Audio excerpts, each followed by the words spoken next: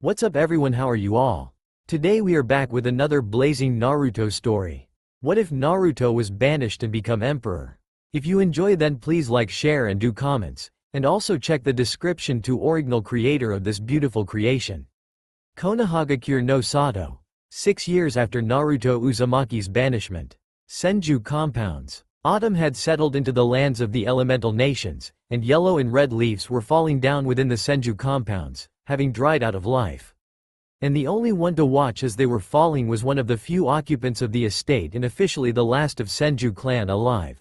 Tsunade Senju, former 5th Hokage, or a former active Hokage as she was also known now, who sat outside, a sad and solemn look upon her face, a teacup at her side, and a photo in her hand. A photo of better times, one of the last happy times for her. On that photo was Tsunade with her apprentice Shizune, alongside with Hinata Hyuga and her little sister Hanabi and cousin Neji, flanked by his teammate Tenten and close to Konohamaru, Iruka, Kurenai and Anko. All cheering and congratulating the one and only number 1 unpredictable shinobi of Konoha, Naruto Uzumaki. It was Naruto's 14th birthday, and it was the first one that he had ever celebrated, all because Tsunade had thrown this party in his honor, deciding that the boy deserved to feel happy and loved on the day he was born. Slug Princess didn't expect this, but soon after she had become a Hokage, she grew closer and closer to the blonde boy, taking a role of a mother and caring for Naruto, as well as protecting him from this village. And it was her own initiative to let him have his birthday with the people that he considered his friends. All of the genins and their senseis were invited, as well as friends of Naruto, but only very few had really shown up, with even Naruto's teammates, Sakura and Sasuke, not even paying him a visit, along with Kakashi Hatake, his sensei. Jiraiya didn't come as well, having left without even a word to Naruto or Tsunade, but she knew what his deal was. But those that did show up, Hinata, Neji, Hanabi, Konohamaru, Anko, Kurenai and Shizune. They all came on their own volition, and they celebrated with Naruto his birthday, with the shy Hyuga heiress confessing her feelings for the boy, after some inspiration from Kurenai and Shizune. The look on the two's faces was priceless, and the memory of it brought a smile upon Tsunade's face. Hanabi was also very interested in the blonde, and while she was but a year younger than Hinata, clearly had good feelings for him as well, as it turned out she adored him for protecting her sister and herself once after she was bullied. Neji was indebted to Naruto for showing him a way to freedom away from fate, while Tenten had grown to be a close friend to Naruto following him saving Neji from his burden of hatred. Anko and Kurenai, while initially undecided about the boy, too had grown close to him in spare time, thinking of him as little brother, one that they like in their own way, but very much cared for. Iruka and Konohamaru both saw Naruto as nothing short of their brother, along with Shizune.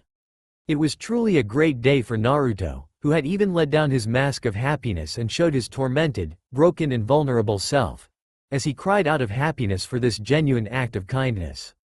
The village has done so many wrong things to this boy, and such act of kindness, the first ever birthday that he did not fear and wasn't forced to hide.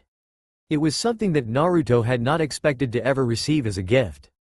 Tsunade and everyone comforted him, stating that things will be getting better from that point on. Sadly, they were wrong, as things had gone to worse quickly, as Naruto, having been found guilty of charges of treason, attempted murder and more by Konoha Council, elders and even Daimyo himself, has been banished from Hai no Kuni, stripped of all his honors, ranks, property and more. And all of that simply because he had done his duty and brought back a defector of the leaf, Sasuke Uchiha. Unconscious, beaten and subdued, while Naruto was barely even alive, but that didn't matter to Council and Daimyo, who overruled Tsunade, Hyuga clan and some other minor clans that stood by Naruto. No, they wanted him gone at all costs, and merely were merciful enough as to let him live. On the same day as he was released from the hospital, Naruto had left the leaf, taking only what little Tsunade could give him to get by in the world. Money, food, cloths, some scrolls. He was quickly followed by those few who had become his true real friends, Hinata, Hanabi, Neji, Tenten and Konohamaru, who had chosen to stand by their true friend instead of following the village that honors traitors instead of loyal shinobi. Iruka, Kurenai and Anko were also compelled to follow them, but had chosen to remain in Konoha, bound by loyalty to it, but now with a great sadness and dull pain in hearts. That was 6 years ago, and no word had come about them in all this time, no rumor or anything, as if they had disappeared and left a great sadness for Tsunade and those few that cherished them. And in these 6 years, many things have changed and some even returned from the shadows of the past. Fourth Hokage, Minato Namikaze, the yellow flash of the leaf, and his wife, Kushina Uzumaki, had re-emerged after 14 years since their supposed death, alongside their daughter Narumi, a twin sister of Naruto and Kushina's mini-clone, and son Menma, both twins of Naruto and true holders of Kyuubi's power. Turns out, their deaths had been carefully orchestrated and the family had went on into hiding, as Minato and Kushina, along with their children holding halves of Kyuubi's power, were prime targets for the man that had unleashed Kyuubi upon Konoha in the first place, and it was clear he wasn't going to rest until he had gotten his hands upon it. Feeling threatened and in danger, Minato made a hard choice with his wife: go into hiding with their children, to train them in controlling the power of Kyuubi, but as to elide everyone that they were gone, they left Naruto in Konoha, who held the soul of Kyuubi and very little of its true power. The few that knew of this, Sarutobi Hiruzen, elders, council of Konoha, Jiraiya and some others, they swore never to reveal this, even to Tsunade. The day when they all had returned, Konoha celebrated like never before, while Tsunade was furious, livid, and completely mad with anger. Now she understood why Naruto was so poorly cared. Why did council disposed of him, holder of Kyuubi? He was merely a tool, a decoy that had played its part and was disposed of, no longer of any use to Konoha. And his so-called parents were completely fine with that, having long made peace with sacrificing their child for their own good, even if they appeared to be saddened that Naruto was no longer in Konoha, but not even remotely remorseful. That day, Hokage's office had seen more damage done to it than in all shinobi wars and even by Kyuubi, as Tsunade practically tore that place to smithereens, before she tossed her resignation as Hokage, Sannin and shinobi to the council, effectively leaving the shinobi life behind and becoming a civilian.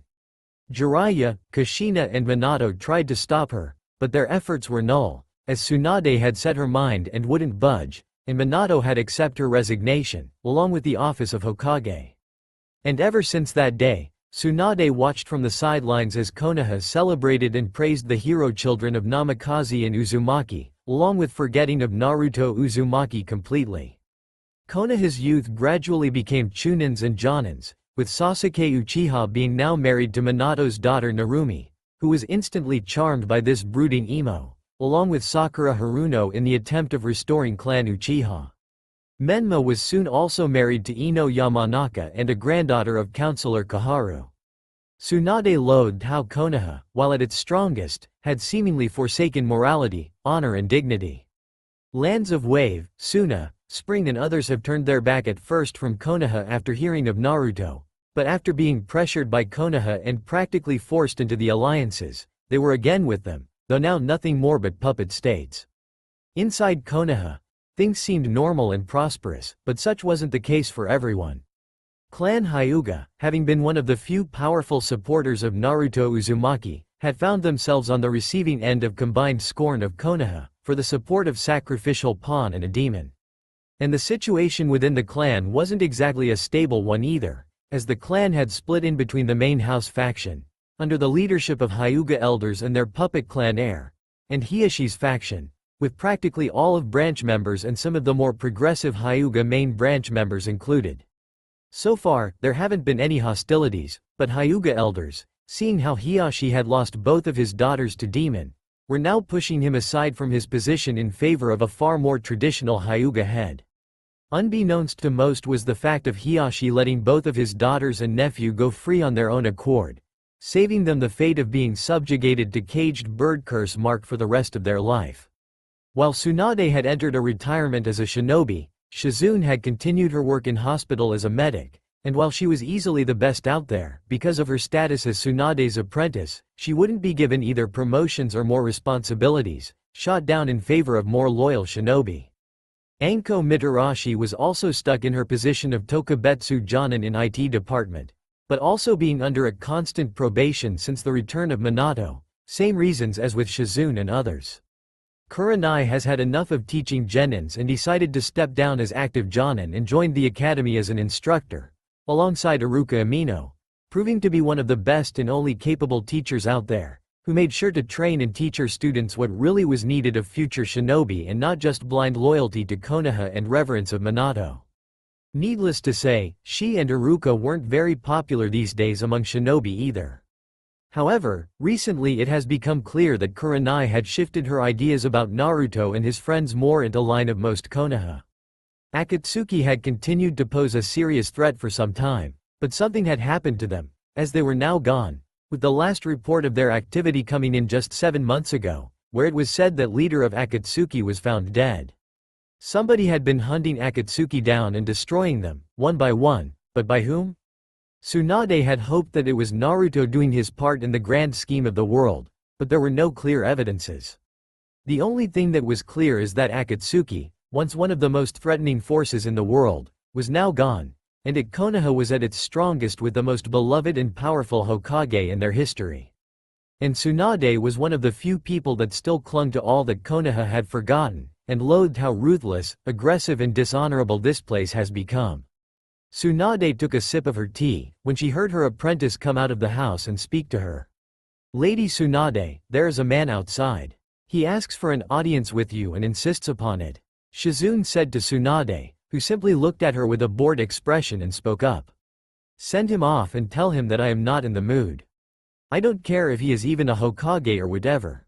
Tsunade had grown quite spiteful of visits over the years, considering that most of them were those of Kushina, her children and other people that had betrayed Naruto and what True Leaf had stood for. "I told him to go away, as you've asked me before, milady, but..." Shizune took out of her pocket something and showed it to Tsunade. He had this with him. Shizune handed over the item to Tsunade, which immediately made her eyes go wide and mouth agape. In Tsunade's opened palm laid her former necklace, one that she had gifted to Naruto for winning the bet.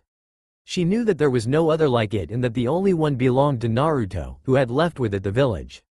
And now, after over 6 years, it once again was in the hands of Tsunade. Her form shook a little, as she instantly stood up and practically stormed the compounds, without even a word to Shizune. She rushed towards the entrance into the estate, desperation and hope both present in her eyes and posture. Could it be him? Could her surrogate son have returned? Or has someone found it upon his dead body and decided to give her the news? Hundreds of suggestions and questions raced through Tsunade's mind, and she stormed right towards the entrance, where she found a young man, dressed in a pseudo-Anbu black wear, with a black coat over it all. He had long black hair, straight and coming down to the beginning of his neck, with 2 bangs on other sides. Tsunade immediately froze in her place, as she recognized the man before her. "Itachi, Uchiha?" she muttered in shock, with the said man bowing before her. You are alive? What in the world are you doing here, in Konoha?" "A pleasure to see you as well, Lady Tsunade," Itachi said to her in a polite way. "I understand that you have many questions, and I intend to answer them all, but it would be best if you had let inside. I had to drop my henge before you, and I do not wish to be seen, if I can help it." Tsunade stiffened up quite a bit, looking at the man that had slaughtered his own clan, but she knew the true reasons for it, so she let him in, and soon enough, with Shizune joining them, they sat in the guest room. "Thank you for receiving me, Lady Tsunade, Shizune-san. I understand that you have questions as to what I am doing here and how did I come across First Hokage's necklace. Start with the latter, Itachi, and if I find out that you had a hand in Naruto's death, I..." Tsunade was practically ready to destroy this man, but Itachi stopped her as he spoke up. "You need not to worry, Lady Tsunade. The necklace came to me from its owner himself, Naruto, as he has given it to me, knowing that this will be an adequate argument for you to hear me out, as well as a good opportunity to give you this." Itachi pulled out of his pocket a scroll and gave it to Tsunade. "As for how is your godson, Lady Tsunade, I would say that he's doing very well for himself, much better than he would in this part of the world, one would say. This is a letter from him, which I have been tasked by him to deliver to you. And before you ask, best if you read this letter." Tsunade and Shizune instantly went to the scroll, unsealing it and opening it, reading it together. For good 10 minutes as Tsunade and Shizune had read this letter, the more and more their amazement, relief and shock grew, as the contents of that letter had revealed to them just where their beloved blonde and his company were, what they had been up to and why he has decided to reach out them now. Tsunade was in a state of shock as she discovered where her surrogate son was and who he was now, as well as just how much he has changed. It was clear to her that he was no longer the same little blonde, but a completely different person.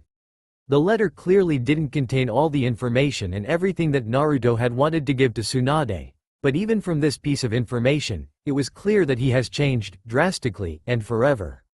As Shizune and Tsunade had read through and through this letter, they looked up at Itachi, now understanding as to why he was tasked by Naruto of all people to deliver this message. Former Sannin spoke up to him. So, the man that has been reported dead for 6 years was out in the western continent all this time. Tsunade chuckled at this one. There were reports that you and your partner Kisame had met your end at the hands of Iwa's Anbu, with a dozen shinobi falling dead before you and your partner were killed. Those Anbu were present at the moment I have decided to shift my allegiances, since I needed to make it look believable.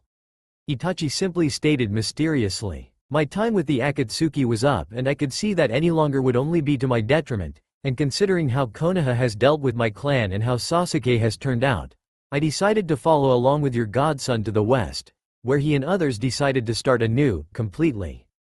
And, in my personal opinion, he has done extremely well for himself in the West, or Eriador, as it is known to them, actually. I'll say, Tsunade said in a bit of shocked voice, reeling with all the new information she and Shizune had learned. All this time, all these years, I had thought that he was somewhere out there, alive. I knew in my heart of hearts, but I didn't expect that he would end up out there in the West, the place that even Rikudo Sennin hadn't dared to venture to. They say that place is a completely different world to elemental nations, and that people there do not even hold chakra there or that monsters populate it. Many of stories are exaggerated to the point of absurdity, while many others hold only bits of truth. But a complete truth. The truth of that place is that Eriador is at least 7 times the size of this continent, and that it is populated by many, many peoples, and not just humans. That piqued the interest of Tsunade and Shizune when Itachi spoke of it. I once thought that world was still a very much unexplored place, but when I and others had gotten there, I understood just how right I truly was.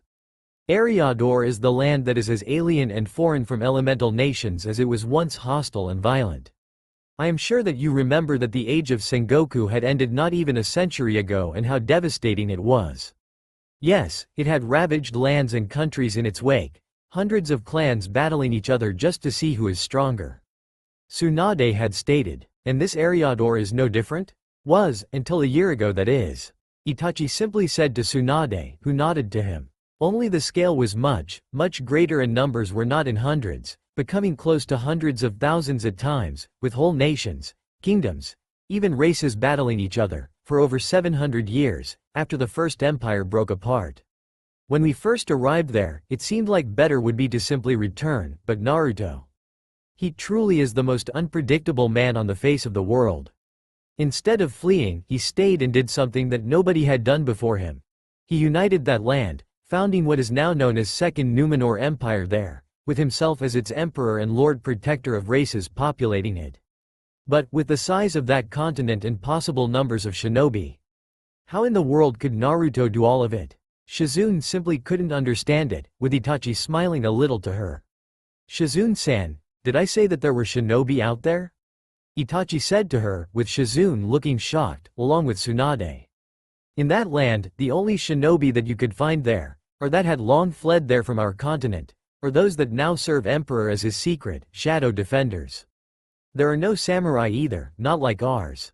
Things are completely and utterly different out in Eriador, and as for how Naruto has managed to do it all, he merely did what he always did best. Rally the people, inspire and give them hope for better, show them that there is a better way of life. He casted aside such things as nationality, race, kingdom or nation, introducing a simple, yet powerful and mighty concept. A rally call for all. One Eriador. One Numenor, one nation for all, equal and just.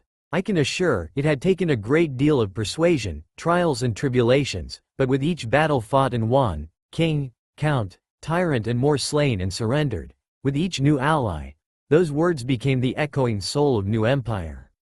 An empire, to which the emperor now wishes to welcome you, Lady Tsunade and Shizune-san, as well as a few others, those that have given him hope for the better tomorrow. Tsunade and Shizune looked shocked at Itachi, who merely smiled to them. He is well aware of what has been going on in this part of the world, and he offers you too, as well as Enko Mitarashi, Uruka Amino, Hiyashi Hyuga, along with his clansmen a place within the empire, as well as completing whatever conditions you may have for the living in there. As you may understand, being the sovereign of an empire as vast as his, he is capable of quite much. Tsunade and Shizune exchanged the looks, thinking about it all for a few minutes and trying to decide whether they would be willing to venture out into this unknown or not. They both knew that here in Konoha, there wasn't much that held them here, as they were now, as well as those three outcasts in this glorious Konoha, one that had sacrificed its morals and honor for power and wealth. A place that honored traitors and cowards over heroes. Truly, the Konoha that Tsunade and Shizune once knew is dead and out there in Eriador. Maybe, tell me, what are Naruto's overall objectives with this continent and Konoha, Itachi? Tsunade asked of him, with Itachi simply answering to her. I am not completely aware of his intentions, not in details, but from what I know, he wants to establish peaceful and trading relations with several of countries out here, along with establishing a trading company for intercontinental trade. He wishes to establish a connection between West and East, but he does not want war with either of nations, nor will he permit for anything that poses a threat to Numenor Empire to exist. Itachi stated with strength, with Tsunade raising an eyebrow at this one. Such was the fate of Akatsuki, once he had found out from me of their plans and objectives. His Imperial Majesty has tasked me and a few others to dispose of the Akatsuki before they were able to make their move. Given the fact that his spy network is most impressive, my intimate knowledge with how Akatsuki operate, their members and the level of skill and power of me and my companions, such task was relatively easy to accomplish, but crucial nonetheless. Though pain did prove to be quite the challenge, he was still defeated nonetheless. So then, the Akatsuki are really gone, huh? And the one responsible for it was my favorite little blonde. Tsunade smiled at this one. If Minato and Kushina ever find out that the sacrifice they had left here now holds so much power as to simply destroy a group of S-rank nuke nins. And what of Konoha in particular, and does he know of his parents and siblings? He is well aware of them all, not that he is too pleased with this development and how he has been sacrificed in favor of his sister and brother. By the sound of it, Itachi wasn't too thrilled with this development either.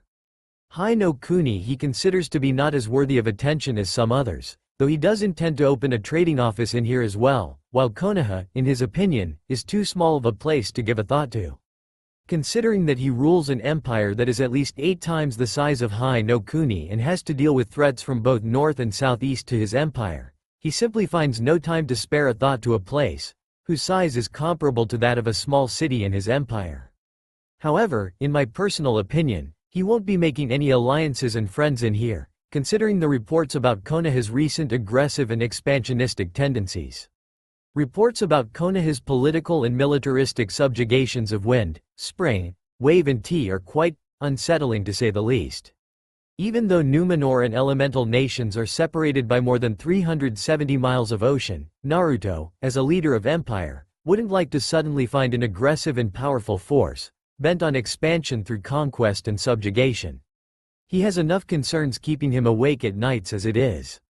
I'll bet, running a single village, a shinobi one at that, and running an empire the size of which is bigger than an entire continent. He must be drowning in paperwork alone. Tsunade let out a dry chuckle, with Itachi also chuckling to this one. Fine, let's say that I agree, along with Shizune here and others.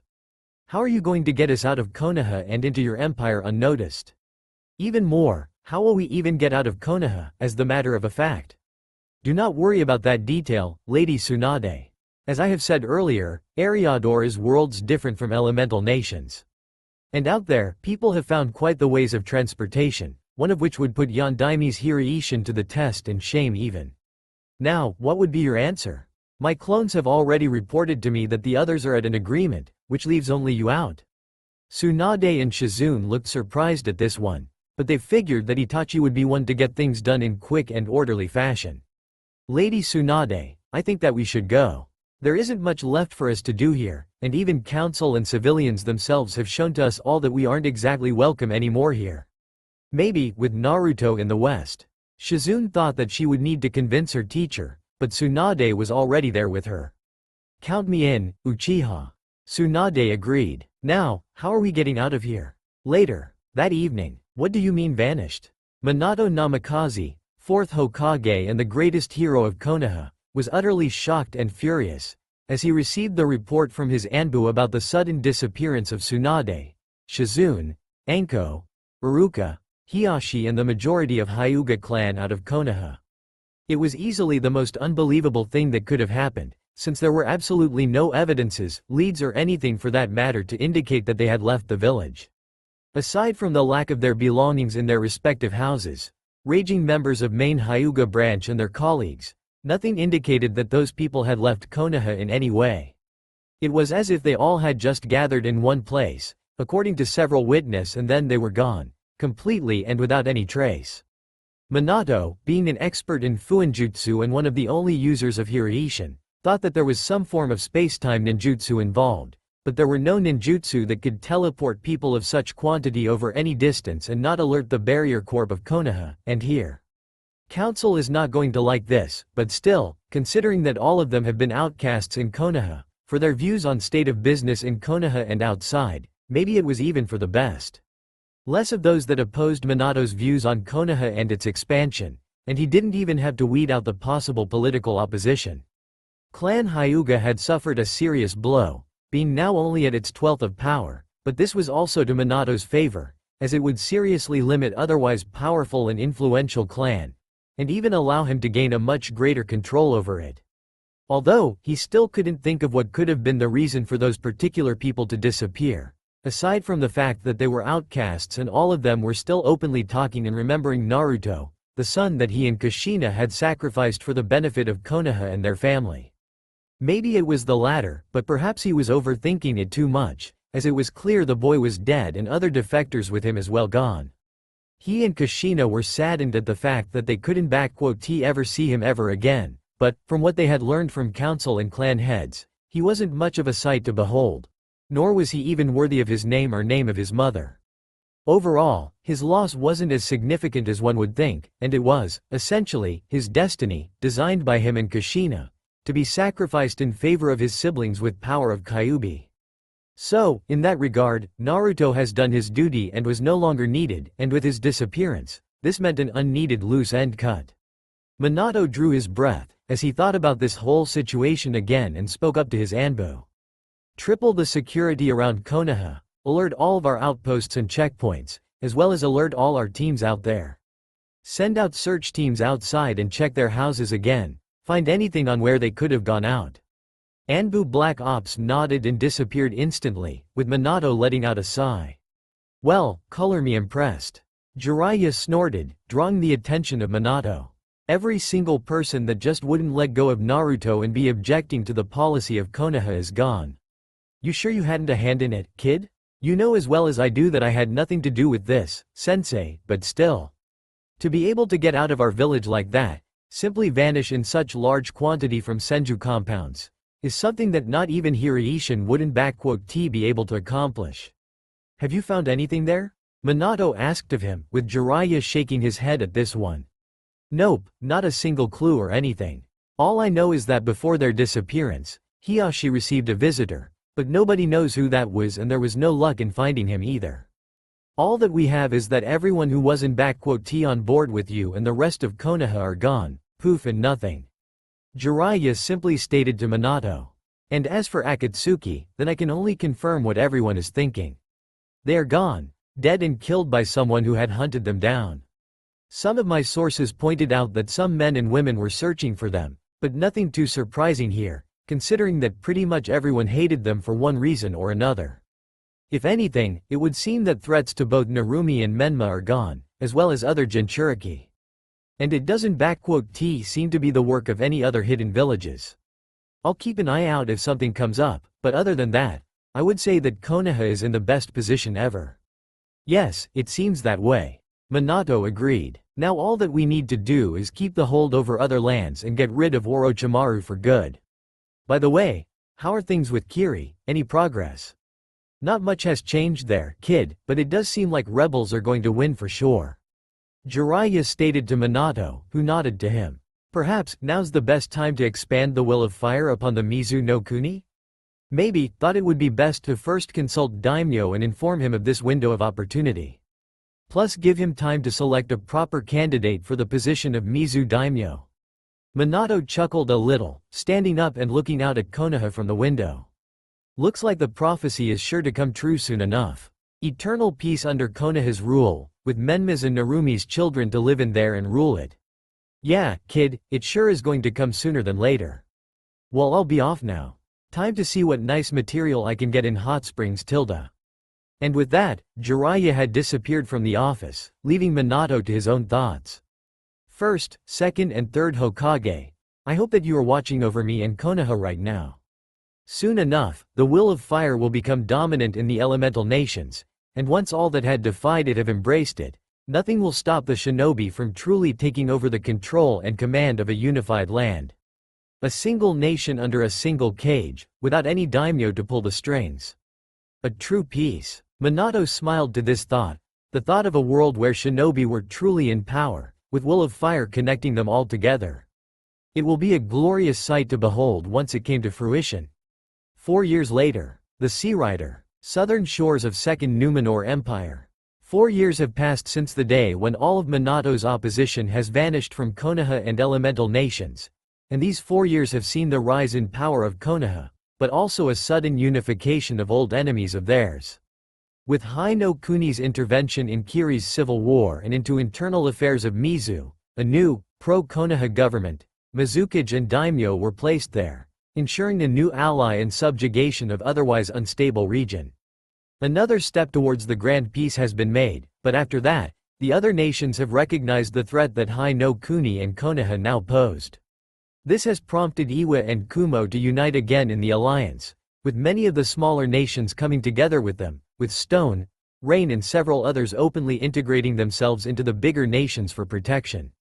With Wind and Water being effectively puppets of fire, daimyos of Earth and Lightning understood the threat and allied themselves, along with Oto no Kuni and Odogakure, still led by Orochimaru, who was now a lesser evil and threat, when opposed to aggressive and powerful Konoha and its fourth Hokage.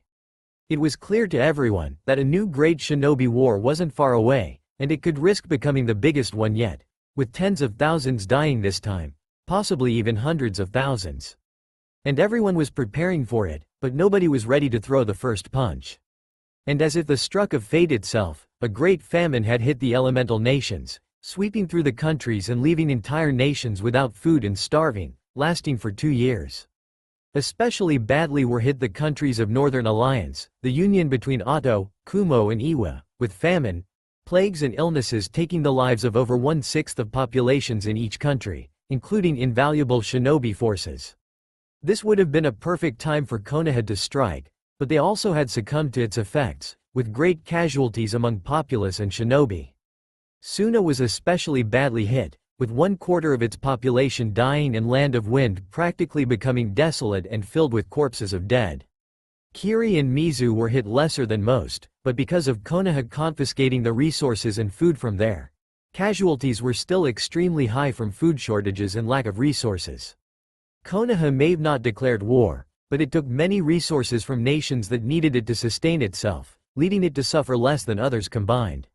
This had only intensified the hatred for Konoha in all of elemental nations, as Hai no Kuni now was starting to become a major global threat to peace. Somewhere in the middle of a great famine, out of nowhere, across all of elemental nations, a new trading company emerged, which had quickly monopolized trading business through the sea and across nations. The Phoenix Trading Company, a company with hundreds of ships loaded with goods, resources and more from none other than the elusive, mysterious and even mythical Western continent, and an empire that now dominated there, the Second Numenor Empire. The revelation that out in the west lies a nation so powerful and mighty that it has called itself an empire, has shook the elemental nations to the core. A completely new, unknown and yet extremely powerful player in global scheme of things, it has completely changed the balance of the world. From what traders and officials of Phoenix Company told daimyos and Cage, The empire had no interest in invading and attacking their lands, instead opting to opening trading, economic and diplomatic relations, with nations welcome to send their envoys and diplomats to establish official relations with empire. Daimyo of Fire had initially shrugged it all off, thinking of it being not worthy of his attentions. However, the situation changed when reports came in that lands of Iron, Sound, Lightning had sent their official diplomats, envoys and even managed to establish embassies in the capital of the empire, Numenor City. The news of this, along with apparent rumors that emperor has been sending humanitarian help to the nations of Northern Alliance, helping them recover from the Great Famine, have infuriated Daimyo, and he demanded an immediate envoy and diplomatic mission to empire from Konoha, with demands for opening a direct trade, a consulate and abolishment of trade with all of Northern Alliance, as well as the demand for humanitarian help from empire as well. For this mission, Daimyo decided to send Minato himself, along with Konoha's elders and some of his officials.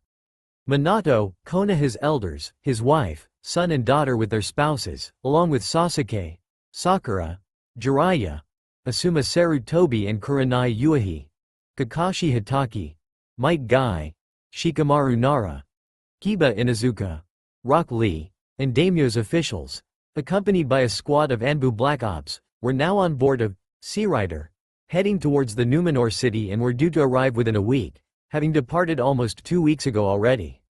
As Minato and Kushina stood on the deck, they looked out towards the shore, noticing how amidst the green fields, forests and more, was a completely black, desolate and empty place. And out there in the middle, ruins of what seemed to be a small city or big fortress stood still black and smoking. A distinct smell of fire, ashes, blood and death was sensed even here, unnerving the couple, when the captain came up and spoke to them. "Ah, you sense it too." Captain, a tall and strong black-haired man with a short beard, came close to the edge and looked out to the destroyed keep. 5 years have passed, and that place still reeks of death and fire.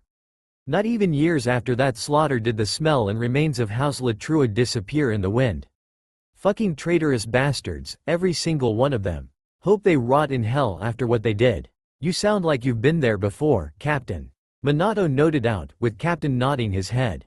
Care to tell us what had happened out there? Yes, I've been there, commanding the 17th Marksman Brigade, under command of the Emperor. My brigade has fought at his side throughout all of battles and the entirety of the Great War, from first battle at Pinewood Ridge to the Battle of Sirens Keep, which you see out there, and what remains of it.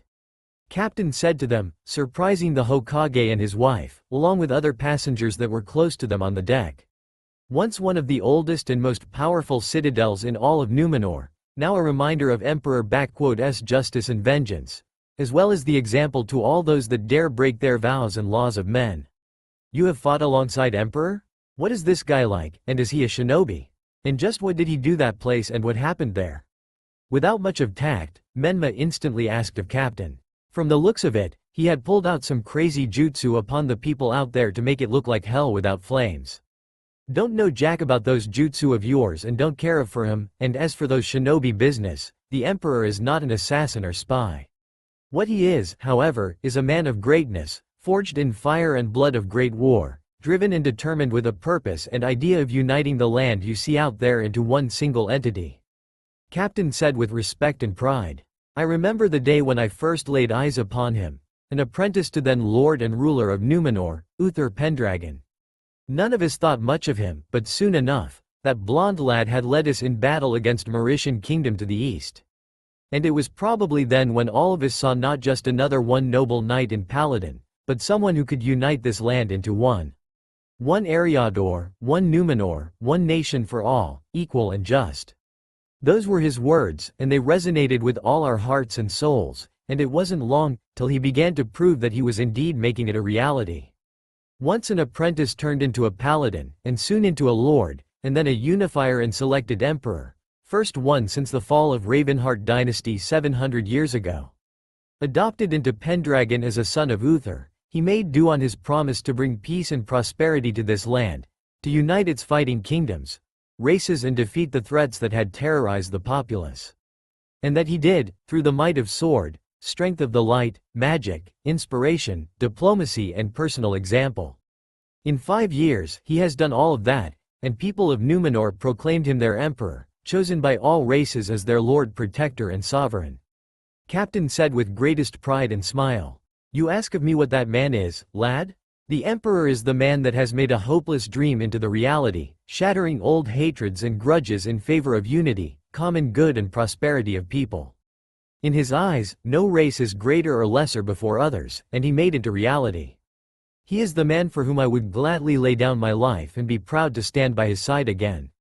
The words of Captain were listened carefully and with intentions by others. Nobody in the High no Kuni had known much about the emperor of this land and what kind of a person he really was. However, from the way this man spoke, with respect, honor and pride present in his voice, it was clear as day that the emperor was someone who held utmost loyalty of his people. A powerful warrior and paladin, whatever that meant, as well as a military and political genius, to have been able to unite this enormous land under his rule. If Konoha were to secure not just a trading treaty, but an alliance with him, get his armies and fleets for themselves, then elemental nations would fall without any chance before Minato and Konoha. How old would this emperor actually be, if you do not mind telling us? Koharu asked of him. From what we heard, he is pretty young, younger than our daimyo and Hokage. And what had actually happened there? The emperor is around 25 years old by now, and even though he is young, he is a bloody great man. Captain looked towards the ruins of a keep again. And as for Siren's Keep, House of Latrua was one of the few remaining independent houses to join the empire, and they had sent a message that they are willing to accept an envoy and emperor's official diplomat to sign the Treaty of Unity. When the envoy had arrived, with them was one of emperor's most trusted persons, his first consort and wife, a kind, gentle and good woman, a dream for any man. Latrua had pulled out a feast for the envoy and consort, after which they had slaughtered them in an act of spite, arrogance and pride. They sent the corpses back to Emperor, with a reply on his offer. Emperor, at the time, was in Northwest dealing with Ironborn raiders, but when he received the bodies and learned what Latrua had done to his diplomats and his consort, never anyone had ever seen him so furious and mad. A fury that eclipsed even the anger of dragons. Captain recalled the moment. Within a fortnight, he marched to the Siren-S keep, bringing with him the full might and armies of the empire, over 300,000 men, women, warriors, paladins, knights, mages, even dragons. All of that might against some 30,000 peasant soldiers and 4,000 knights. The emperor offered the peasants to lay down their arms and knights to surrender, which they all did, but to Latrua he offered no surrender or capitulation. They had violated sacred laws of hospitality, honor and had killed his wife and consort. He gave us all a simple, yet clear order: destroy them. And that we did. Wait, you mean that your emperor commands literal dragons? Like those flying giant green snakes and everything? You've got to be shitting us here, old man. Kiba exclaimed, with Captain and his crew glaring at him. I mean, come on, dragons are just fantasy stories, nothing more. Plus, magic, whatever knights and paladins, you obviously just making it up. After all, shinobi and samurai win battles and wars, not some fantastic beasts and imaginary heroes. Lad, let me ask you a question here. Am I from your continent, and are in there? Captain asked of him, with Kiba shaking his head. Right, we ain't there, and here, in Eriador, things a hell of a different from your east. You folks may have your shinobi and samurai all over the place, with that chakra and whatever, but are people here? We also got whatever that chakra, but we also have magic, power of light, elemental powers, power of nature and primordial, or arcane power. Aside from humans, we've got here also high and night elves, orcs and dwarves, among other minor races. And we most certainly have dragons, beings of pure magical power and might that could destroy countries in their wake.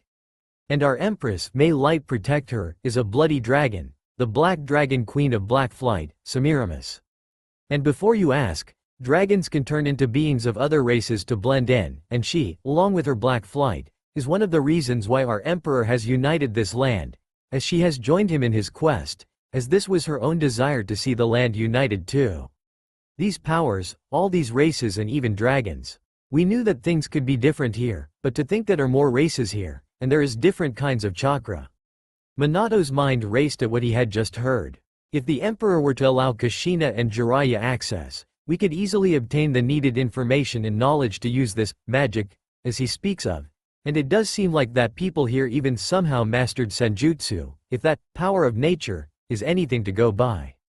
And in return to this, maybe we could offer him our knowledge of chakra and perhaps a political marriage, since Captain has mentioned that Emperor has multiple consorts. A bloodline member, perhaps someone from Nara clan or Yamanaka clan, to sway Emperor in our favor for good and promote Konoha's interests. Yes, that definitely would work. So, these lands hold a great variety of sources of power and even dragons. All of this must belong to Konoha and put to use for it. Danzo already thought about his own plans. Once we reach the capital, using Koto Amatsukami on the Emperor will be child's play and Konoha's positions shall be unrivaled. The resources of this land will also work for the betterment of Konoha, just like all those other villages and nations now do. And with the might of Numenor Empire and its vast resources, nothing will stop Konoha from rising above the petty and weak daimyos and claiming its rightful place as world's true empire. If he had an entire army of such powerful beings, he should have just let them do all the work. Had it been me, an Uchiha, I would have had united this land in no time, with such an army, worthy of true elite.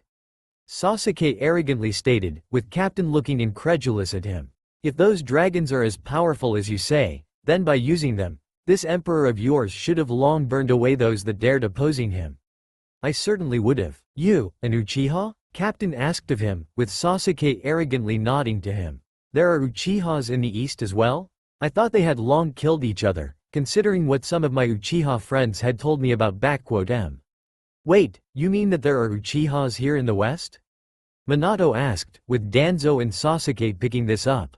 You must be joking. The only Uchiha that there is alive is Sasuke Uchiha, my son-in-law. Well, maybe he's the one alive out in the east, but here in Eriador, Clan Uchiha is one of the 3 all-out shinobi clans. They had arrived here some 200 years, being outcasts that broke away from those warmongers and settled on this continent. They don't rule much of land, but they have a small city of Kyotai on the coast north of Numenor and a couple of villages under their rule. Captain stated, with Sasuke listening to it with clear interest. Nice folks those Uchihas, friendly and not irksome and prideful like this eastern variant of them. But damn if they aren't some of the bloody fiercest and strongest warriors I had seen in my life. A single Uchiha is worth a squad of good cavaliers, but an Uchiha with their Sharingan on, and a true Mangekyu as they call their strongest. No wonder that they had managed to hold of 4 bordering them kingdoms, until Emperor and Semiramis had convinced them to join in. Now, they are amongst the most loyal of Emperor's warriors and backbone of his Shadow Guard, and one of M is even a member of Imperial Royal Guard, 12 best of the best warriors in all of land and Emperor's personal bodyguards. An Uchiha clan out here, and ruling over a city and villages. They must be those forsaken traitors that had been exiled in Sengoku period. Sasuke recalled with arrogance. No matter, those weaklings are no true Uchiha elite like I am, but even so, they may be useful. They must be reminded who is their true leader and whom they must serve. Sasuke already was picturing himself a loyal and obedient army of Sharingan users, with him in the lead, as he spoke up. Those Uchihas you speak of are but a filth and dirt, when compared to the true elite like me, man. They had been exiled so that they may not weaken my clan with their fickleness and misery. Uchihas out here in the west, and possibly with eternal Mangekyu Sharingan in great numbers. Such power must belong in Konoha, not some backwater empire like that. Perhaps it is time for the stray dogs to return home. Danzo thought to himself, already making plans on using these new Uchihas for himself. You know, lad, I've seen M in battle, and I can tell that even one without a Sharingan, tear you a new one, and their head, Makoto Uchiha, is amongst the most powerful men in Eriador, known as Wraith of Numenor. Even Emperor himself hasn't been able to defeat him in a duel, and that man has defeated some of the strongest creatures and people I know of. Captain said with disdain to Sasuke, who only seemed to be getting more arrogant by the minute. And as for that keep, that was the only time Emperor had unleashed dragons in open battle, since before they only were protecting borders of their own nesting places in Numenor, but here, Semiramis herself led the attack and she along with 10 more dragons had burned to the ground that keep, with the entire house of nobles in there. After it was over, Emperor ordered to burn the land that belonged to those people, salt it and drain the wells, rivers and lakes out there as well, with all the forest being cut down. This was how he dealt with traitors and those that dared to betray his trust. Captain turned to the stunned public. The Emperor may wish and do only best for Numenor and all its people and races, but that doesn't mean he is weak or indecisive. Betray his trust, hurt those that he cares for, or threaten the people of his land, and nothing will stop him from making those that dared to do it pay with their lives. Keep that in mind, Konoha people, since he has long heard of you and knows what and who you are to him. From the way this guy speaks, sounds to me like those dragons are pretty much like Biju, but only far more numerous and intelligent, and their strongest is the Empress. If they were capable of leveling that place uninhabitable in number just 11 dragons, and there are possibly more of them, then it is obvious that angering Emperor is the last thing to do. Shikamaru has made conclusions in his mind about it all. Still, a separate Uchiha clan out here, with their own lands and serving to Emperor. Sasuke will no doubt try to show off his authority to them, and Hokage might even try convincing them to return to Konoha, but I highly doubt that they'll want to go back to elemental nations at this point. After all, here they have like a small country of their own, and there. Man, even though this is troublesome, come to think of it, the noble clans of Konoha aren't even half as revered and politically powerful as the noble clans in capital. Makes you wonder of a few things. Uchiha clan of the West, and possibly with members holding Mangekyo Sharingan. I recall reading of exiles from Uchiha clan that disappeared. But now it seems they've been doing quite well for themselves here. With the Sasuke now the only Uchiha in Konoha, convincing even a portion of these Uchihas of West to come home to Konoha could prove to be another turning point in Konoha's path to victory. Minato was already seeing an opportunity of having more Uchihas in Konoha, fighting for the will of fire. You've said that Uchihas were one of the shinobi clans out there. What are the other two? Council Homura asked of Captain. Oh, the other two? Well, the second one is Uzumaki clan, who are situated on Isle of Kai, northwest of here and close to Kyotai. Kushina widened her eyes at this one, as did others. And the other one had arrived here just some 4 years or so, the Hyuga clan, situated in Numenor city directly. Those Uzumaki fellas are pretty hot-headed, but also real tough and sturdy, plus loyal to a fault, being out from the east, having fled it after they were betrayed by their allies and having settled close to Uchihas. And nowadays those two clans are pretty much inseparable. My dear wife Rinko is actually one of them and she works in Ministry of Trade and Exchange. They were actually among the first to join the Emperor and his cause, apparently recognizing him as one of their own or something. That's impossible. My clan, the Uzumaki clan, it was destroyed during the war. I saw how the island of Whirlpool burned from the ship I stood on. Kushina shouted out at Captain, who shrugs it off. Rinko did tell me that lots of her clanmates died during the attack on her original home, but about half of clan made it out here and settled in close to Uchihas. Captain simply states to Kushina and others. You can ask the head of Uzumaki clan and a wife to Makoto Uchiha, Kaoru Uzumaki about it all. She is also in Numenor, representing it there. Kushina stiffened up when she heard that name. Kaoru, my little sister? Kushina was in shock at hearing this name. Who knows, maybe. All I know is that Uzumaki and Uchiha clans were among the first to sign up and join the Emperor and I'm damn proud of having fought side by side with them lot. Captain said with respect towards them. And as for those Hyuga clan, the Uzumaki clan is out here. And the Hyuga clan too? Minato was in shock mentally. Those Hyugas, could they be the ones that had disappeared from Konoha 4 years ago? If so, would that mean that Emperor had a hand in their arrival here? But if so, what would he gain from them, and why and how would he be able to do it, being thousands of miles away from Konoha? I'll have to find out about it, but more importantly, if those really are the Uzumaki from elemental nations, then they would most certainly would like to go back their home. And with Konoha's protection, they wouldn't want to say no to this.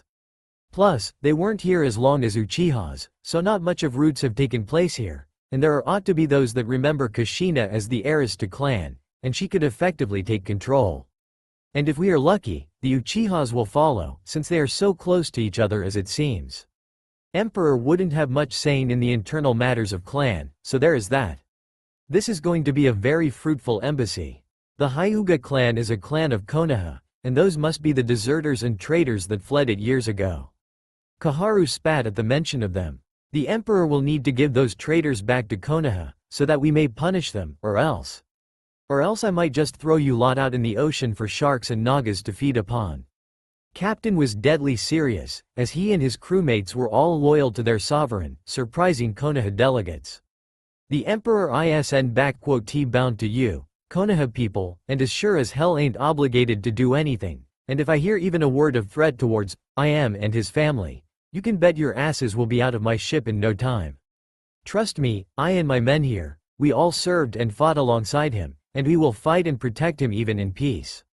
In confirmation to the captain's words, people rallied closer to him, standing near him and in clear readiness to execute his order to throw these people off their ship.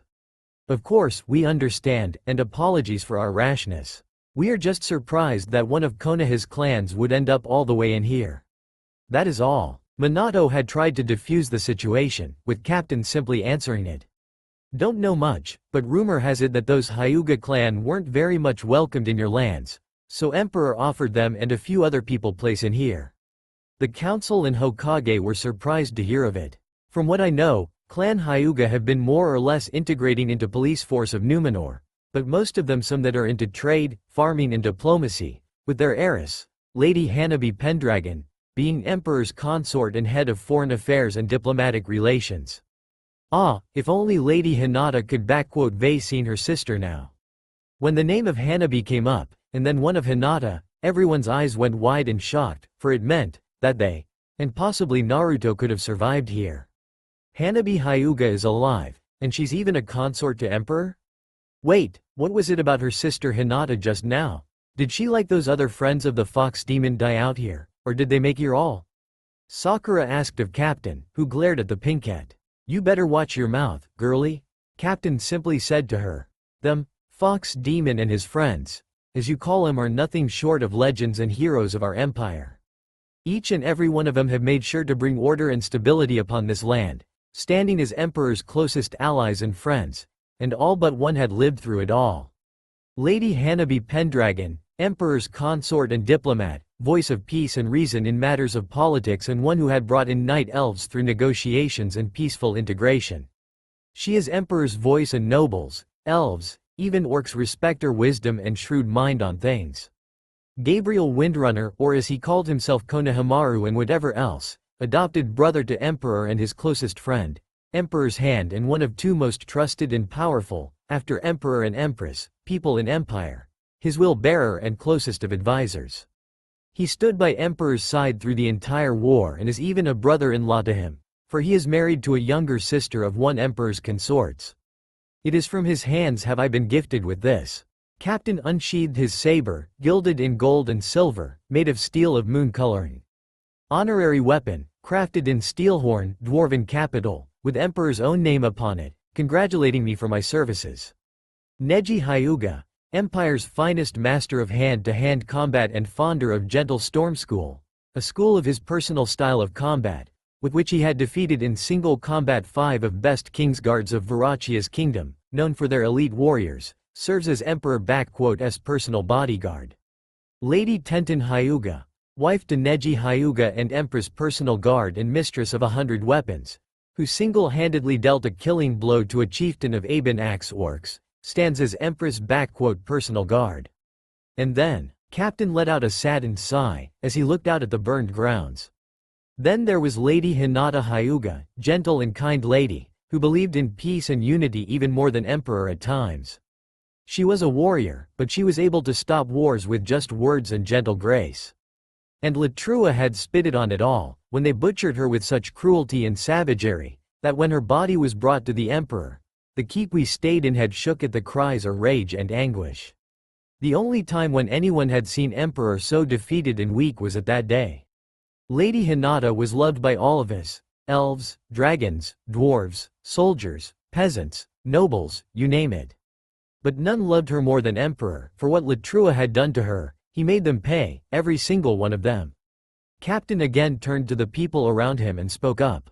Before y'all ask, everyone in here and there on continent have heard their tale and how they left the east, alongside the so-called fox demon you call him. So a word of advice. You try and insult them or the man they followed. Be ready to pay with your lives for this. They are legends, heroes, and have earned the love of this land and its people, and none more so than Naruto Uzumaki. Captain saw deep surprise upon the faces of Konoha shinobi and counselors at a mention of this name. I think I'm done talking. Time to check up on the maps. Wait, just tell us, is our son, I mean Naruto, okay? Kushina asked of him, with Narumi and Menma, who didn't even consider their long-lost sibling for a brother, wondered why she even bothered. You speak so highly of his friends, but what of him? Him? Oh, he is well, I assure you, and he has played the most crucial role in all of this. Without him, there wouldn't be an emperor or the empire to begin with. Don't worry, sure when you get in capital, you'll get to see him and you'll learn what he has been up to. Captain simply stated in a mysterious manner, returning to his quarters, while everyone had their own thoughts about it all. Naruto is still alive, and it appears like he is Emperor's most trusted man, alongside Hiruzen's grandson, or however he calls himself. He may have left the shinobi world, but like Sensei likes to say, you can't take a shinobi out of a man. Minato simply thought as he was calculating what he would do. With Naruto and his friends so close to seats of power, it would be easy for them to convince the Emperor and Empress of what needs to be done for the good of Konoha. All I need to do is show Naruto that his family is ready to accept him, so I'll need to talk to him. He may be a little mad, but he is sure to listen and understand what is best for his family, him and everyone. And if he is close to Uzumaki and Uchiha's there, then all the more reason for him to get back to Konoha. My son, even though your services for Konoha were no longer in need, you still can bring what is best for Konoha out of this situation. Perhaps there was more to you than I originally thought, beyond of your initial destiny? Naruto, Kaoru, my clan. My family is still alive and is out here, in the West. Kushina thought to herself. All this time they were here, on foreign land and away from their true home. Don't worry, my son, sister, once I'm there, I'll beat that emperor to a pulp, but I will get you and our clan back home, Databane. So the Dobi is still alive and is close to that weakling of an emperor? Figures that losers will stick together. But all this talk about Uchiha's here in the West and the Empress. She must be very powerful for a dragon, and to command my clan into battle. Perhaps if I show her the true power of an elite Uchiha, she'll see that her weak husband is worthless and I'll have myself not just a powerful matriarch of Uchiha clan, but a full empire to rule, and not be a husband to these two bitches. Sasuke thought to himself evilly. So, Naruto is actually an empire, and seems to have been contributing a lot to its creation. Looks like the lessons he has learned from me did get him far, though it is a shame that he had abandoned, apparently, shinobi way. Oh well, Kakashi thought to himself about Naruto before he went to his book. That Gaki is still kicking and is close to the imperial family? Oh ho, I think I just find my own new goldmine for my next book, if the rumors among men are true about the beauty of the consorts and empress. I'm sure he has missed me, and if I promise to patch things with Minato and Kushina, he'll do anything I ask for it, no doubt. Jiraiya already had a perverted smile upon his face and thoughts racing through his skull. Konohamaru, you've probably grown so much over these years, and to become an aide and right-hand man to Emperor. Your parents would be proud of you, but to change your name and your family name. Did you hate us all so much that you would do all this? Foolish boy, it was all done for the betterment of Konoha, and you've turned your back to it all, even smirching yourself with this name Gabriel. I hope I get to see what you have become, Maru, and tell you how much you've dishonored yourself with all this. Asuma, with a mix of sadness, fury and anger, thought to himself, as he planned to teach his nephew a lesson of loyalty once he saw him. Hinata, I had hoped that we would again meet, so that I could embrace, but I am sorry I wasn't there for you, my girl. And I hope that the Emperor had loved with all his heart, not like that idiot Naruto Uzumaki. Kurenai thought with sadness when she heard of her apprentice's death. Neji, Tenten, it shames me as your teammate that your fires of youth have left our youthful village, but now that I know how high you risen, I shall prove to you that I have not been falling back and that my flames of youth remain the strongest as always. You just wait when I prove it to you in a spar, with Guy Sensei at our side again. Rock Lee was already having his flames on in his eyes. So, Hinata is dead. Well, there's hope that her sister will see a true alpha and slap Emperor away for me. Kiba, thinking with his nether regions over his head, quickly forgot of Hinata in hope of getting to himself her younger sister. So, Hokage's son has survived and is here as well. Apparently there is more to that brat than what we thought. Well, from his position, he and others will be able to aid Konoha through swaying the emperor. Time to remind them of their place in this world. Elders thought to themselves, as the ship carried their procession towards the capital of Numenor Empire. 4 days later, Numenor City, a glorious and monumental sight of a great and might city, surrounded thick white walls, large enough for 2 wagons to stand side by side and ride, with walls as high as some of the mountains, with towers reaching even higher. And they surrounded a giant city, brimming with white, gold, silver and more, with life brimming in there, heard even at ships still a couple of miles away. The size of Numenor City was astonishing, bigger than the capital of Hai no Kuni, possibly even larger than all of Konoha with its training grounds. All made of white stone, with gilded metals in it, and the roads into city seemed to be filled with travelers, civilians, travelers and more. Konoha delegation looked at it all with a mix of awe, shock and even envy. As the ship began to close onto harbor, Konoha delegation looked at 2 cliffs, walled up, and at the 2 fortresses, flanking the entrance in the harbor of the city. Manned, massive and standing proudly displaying the might of empire to all that wished to make an entrance here. The distance between the 2 was probably less than half a kilometer in sea, but they still seemed very close and overlooked the seemingly tiny ship as it passed into the harbor. The Twin Lions Fortresses. Captain called the fortresses to Konoha's delegation. The on the left is the North Lion Fortress, and on the right is the South Lion Fortress. Imposing, ain't they? Each has a garrison of a brigade worth of men, and is armed with 80 cannons on each, all loaded, primed and waiting for whatever poor sod decides to escape or force his entrance into the harbor. About 40 of those dwarven killing machines are looking at us right now. Why would someone build such massive structures if there are no catapults? And what are those cannons you speak of? Kushina asked of Captain, who looked at her, as if he was told the stupidest thing ever. What, are they some kind of better catapults or something better than those archaic things? Well, they ain't catapults, but something really better and more powerful. I just need to remind myself that you are just the tourists here, that's all. Captain looked up at the North Lion Fortress, seeing a special signal over the battlements for him and his men. Okay, hard to starboard, boys. Greg, lead us to First Royal Pierce. Captain gave out orders. Looks like Emperor has decided to honor you, Konoha. Of course he would. He is to meet the most powerful and prestigious people in his life. Kaharu stated in a prideful manner, with Captain simply shaking his head at this one, as the ship was reaching the end of their destination. The First Royal Pierce resided the nearest to the Imperial Palace, a massive structure, a third citadel on the city, walled, with towers and a great massive castle standing proudly. The palace seemed as massive and imposing as it looked grandiose and great, being large enough to seemingly house all of Konoha inside with more than enough place for some additional guests. There apparently was a big garden close to it as well, as it overlooked the harbor, filled with trees, green and lush with flowers, a truly marvelous sight.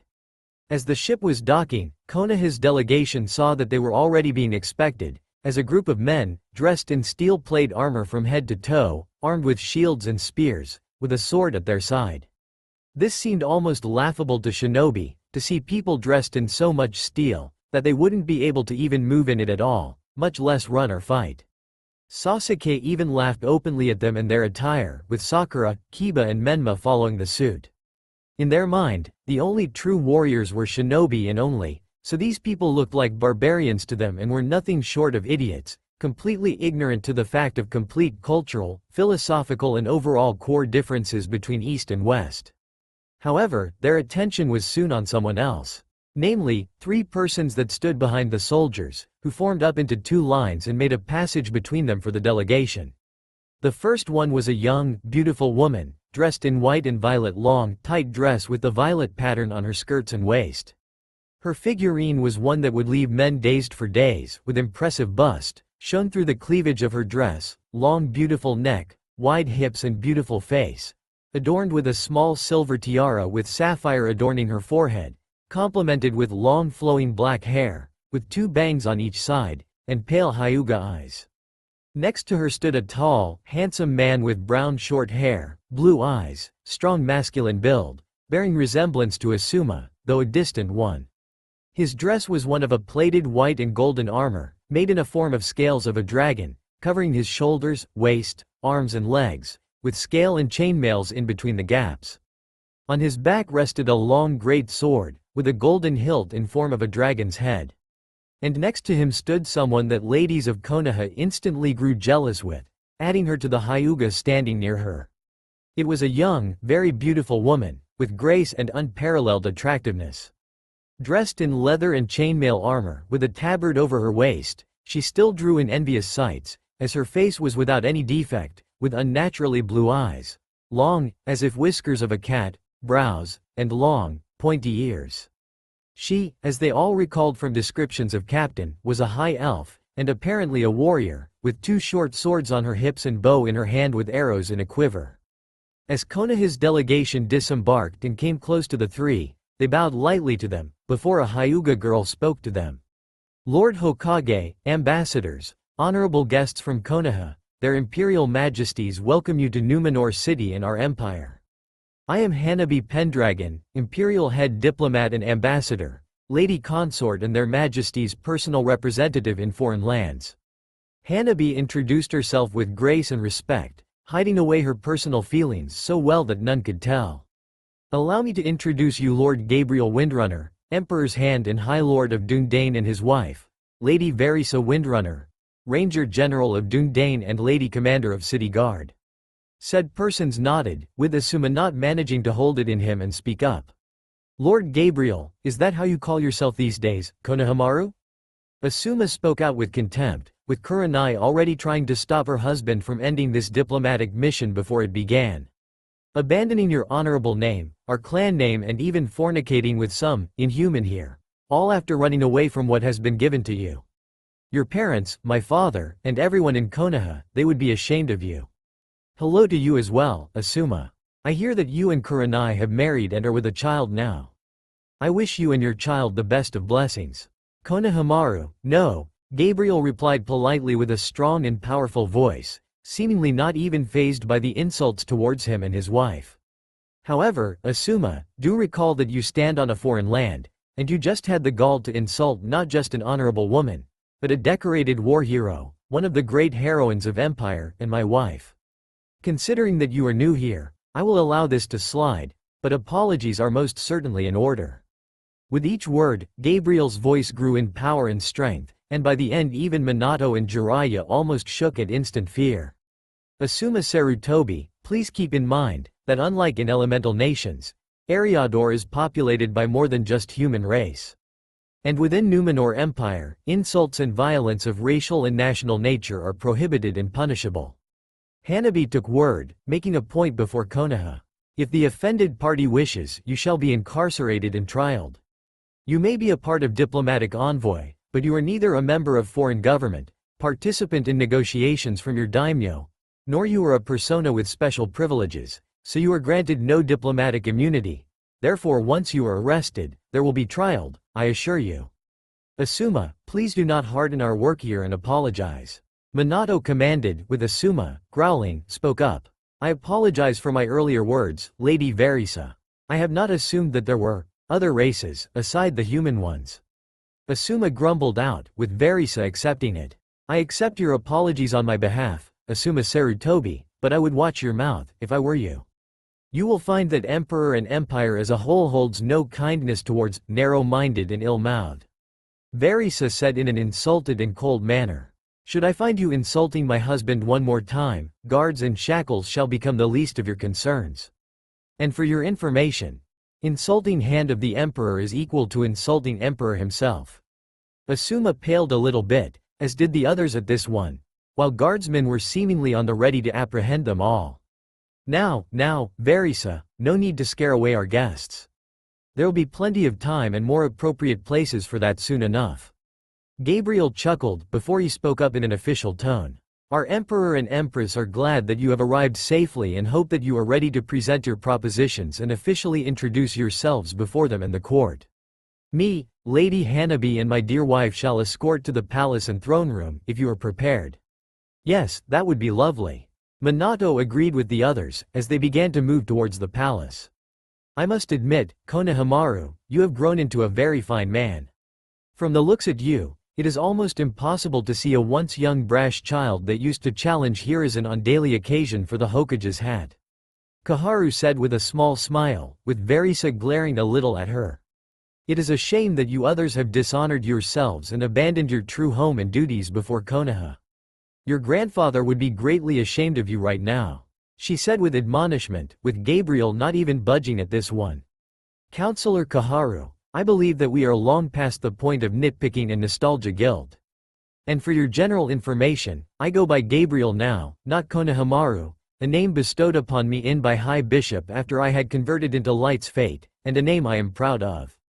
Gabriel reminded them all, my past name and previous deeds have remained in the East, whereas here I have made myself my own name and fame. And considering the fact that Hand of the Emperor and High Lord of Dundane are a higher in hierarchy when compared to Hokage, I believe I have surpassed general assumptions and expectations of my persona. And what do these two titles mean, Windrunner or whatever you call yourself?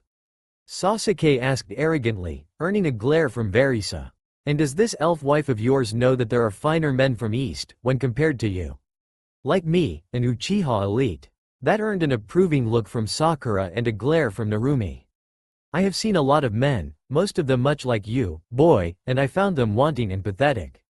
Verisa couldn't hide a smirk at a look of insult upon Sasuke. As for my husband, I found Gabriel everything that a woman could ask of a husband and then some more to add up. The best of among the best for me in East, West, North and South. Verisa, you make me blush. Gabriel chuckled at this one. And as for the titles, High Lord is a noble title of a sovereign that controls a geographically and historically formed land, a small kingdom if you may. Dundane in one such kingdom, one of oldest and larger ones, bordering High Elves' kingdom. Your best counterpart to it will be a daimyo of a minor country, like a daimyo of Wave or T. And as for Hand of the Emperor, it is a second to Emperor***'s title, his closest advisor, minister and so forth. You could compare to a title of Shogun of Daimyo, only with administrative, political, economic and military spheres of business included in. So, as you can see, in terms of status, Sasuke, I currently appear to be standing quite a bit higher than you and your Lord Hokage. Lady Hanabi here also is in a similar position as I am, though her holdings and title differ from mine. Hey, Hanabi, so I've heard about your big sis's death. A real shame, if you ask me, she was a rare beauty. Kiba decided to try his chance with Hanabi now, completely forgetting of tact and etiquette. Listen, why don't you show me and others around later on? I could tell you of the adventures of me and Hinata, plus we could. Kiba Inuzuka, in case you have forgotten, or simply did not take notice of, I am a married lady of noble position, tasked with many responsibilities and duties of great importance and urgency to the empire and crown. I have neither time, nor desire to forsake my vows to my husband and pursue any relations, romantic or friendly, with a person such as yourself. Hanabi said in a strong, diplomatic, yet completely harsh and powerful tone. If you wish to explore the city, I am sure you and others will be able to find a guide.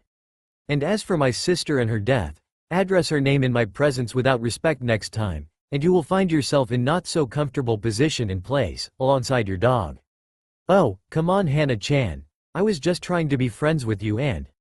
Kiba, shut your mouth already.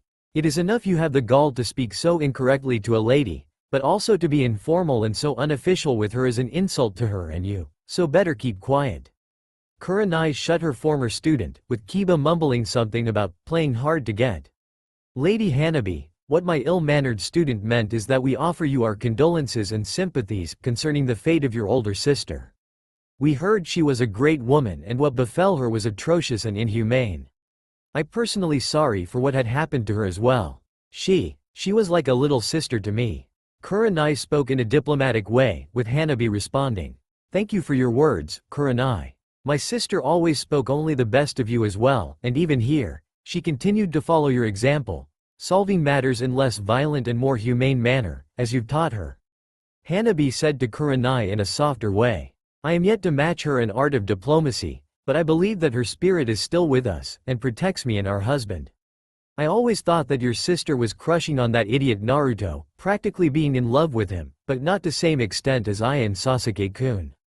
Sakura said without any tact, getting glared by Verisa, only with far more hatred in it. Did that dumb fool run off for someone better, leaving her for this emperor guy or something? Though, with the way she dressed and how fat she was, only someone who simply pitied her would even hold her hand and… Lord Hokage, if you do not mind, please gag this woman before I send an arrow through her skull for these words. Verisa couldn't take someone insulting either Hinata or Naruto, as she stopped and turned towards Sakura, with Gabriel also looking stressed. I have seen harpies with more compassion, and those creatures are among the foulest I had seen. You say another word about Hinata, Naruto or about their relations, and I'll personally throw you in dungeons, but not before silencing you for life. Wah, do you even know who I am, you pointy-eared? Suddenly Hanabi raised her hand, waved it, as a white-blue glow escaped it, and Sakura suddenly became silenced, unable to say a word or anything, with the entire Konoha's procession shocked at what had happened. Thank you, Hanabi. Another word from her, and this would be the shortest diplomatic mission in history. Verisa thanked her friend, while Jiraiya voiced everyone's question. What was that? Some kind of handless jutsu, or a fuinjutsu, but I didn't feel any chakra flowing here.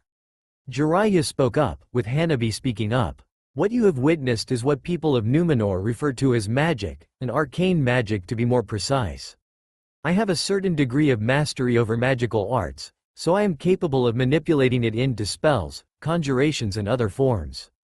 Hanabi informed them all. A silencing spell shall keep Sakura quiet for as long as I wish. Unlike in elemental nations, Eriador and its inhabitants possess a greater variety in sources of power, with chakra and senjutsu being only two of them here. Such arts are, however, highly protected and prohibited from learning by their respective mentors and trainers by foreigners that do not possess emperors and empress allowance for this. I believe it is understandable that my lieges would not want to destabilize political world through carelessness and cause international conflicts and wars. So do not expect to be allowed to learn anything of magic and its variations, as well as other sources of power. And I warn you, theft of material concerning those subjects, unsanctioned training in those arts by foreigners and other transgressions of similar character are punishable by death. This goes for you especially, Kakashi Hitaki and Sasuke Uchiha. Gabriel looked at an insulted man and angered Uchiha. Your reputation and the fact of you possessing Sharingan are well known here, so watch your step. Unlike Konoha and Hai no Kuni, law and judgment affect all without exceptations, elites or not. The group had reached the palace's gates, with them opening up and letting them go further by a grand hall, until they reached the throne room. The throne room was every bit as great as it could have been, with high ceiling, large open area with tables, seats, chairs and pillars, on which hung the banners of the empire's subjects and domains, as well as empire's sigil, a golden lion's head on a blue field. The hall was filled with lords, ladies, elves, dwarves and even some orcs, who drew most of the attention from Konoha, with their green and dark brown skins, astonishingly strong builds, great heights and barbarian-like appearances. They reminded them of legends of Oni, only now they were made flesh. Not locking eyes on them for too long, Konoha proceeded ahead towards the two thrones, one white and made in fashion of lions and the other black and made in fashion of dragons, elevated by 10 steps above the floor level, with the black one being already occupied. In it sat a young, very beautiful black-haired woman, with long hair, with golden eyes, pointy ears much like Verisa. She wore black and gold dress, reaching to her ankles, tightly hugging her superb waist, large bust and most impressive figurine. She had an aura and looks of regality, a woman of truest power in every sense. Near her stood a young attractive woman with brown hair, made into a braid behind, dressed in a black and golden Chinese-style dress, with armored gloves and bracelets, standing near the empress and ready to strike if needed. It was clearly Tenten, but now she was grown and very different. The elevated thrones and podium on which they stood was also surrounded by 11 men and women, all differing, yet powerful in each and every one of them, with weapons and armors of their own choosing. Humans, elves high and night, dwarf and even an orc among them, men and women, hiding away their faces and not. It was clearly the Imperial Royal Guard, which now separated the podium from 3 Easterners, ambassadors that were in talks with the Empress. Minato and others recognized them as ambassadors of Kumo, Iwa and Otto, with Kabuto Yakushi representing Otto here. Your Excellencies, it pleases me and my husband to know that your respective nations are recovering from the devastating effects of plagues and famine. Empress addressed the ambassadors. People of Numenor have heard of the blight that befell your lands, and of countless lives lost. I hope that our assistance in combating the aftermath of this horror has been successful and that soon your countries shall thrive and prosper in peace and stability. Your Imperial Majesty, no words can express how much Kumo and you appreciate the kindness and help you and Emperor have given us. Your humanitarian help, grain, food, medicaments and resources have saved our countries from another deadly winter. Our daimyos have instructed me to offer you his sincerest gratitude and sends you and your husband this gift. Ambassador from Kumo motioned his men to bring forth 4 crates, which were filled with silver and platinum ingots. Our countries are mountainous and are rich in ores, but poorer in plains and fertile lands, so fields with grain and forests with wood worth more than these ingots of silver and platinum. We offer them as our sign of gratitude and to demonstrate that your kindness and gifts have not been forgotten and exploited for nothing. We thank you for such generous gift and accept it. Empress smiled to them, as her servants took the crates away. My husband and I share a vision that in peace, we must extend our hand to help out those that have found themselves in despair and show them that no hope is lost. Great and kind words, Your Imperial Majesty. It is a shame that your example is not followed by some other, more aggressive and insensitive countries. Kabuto and other ambassadors already knew that Konoha's delegation was present. My Lord Daimyo and Lord Orochimaru send their gratitude for the help that Numenor has provided in combating famine and plagues. They hope that our gift has reached you safely and without any harm. It has, Ambassador Yakushi, and we thank you for such gift.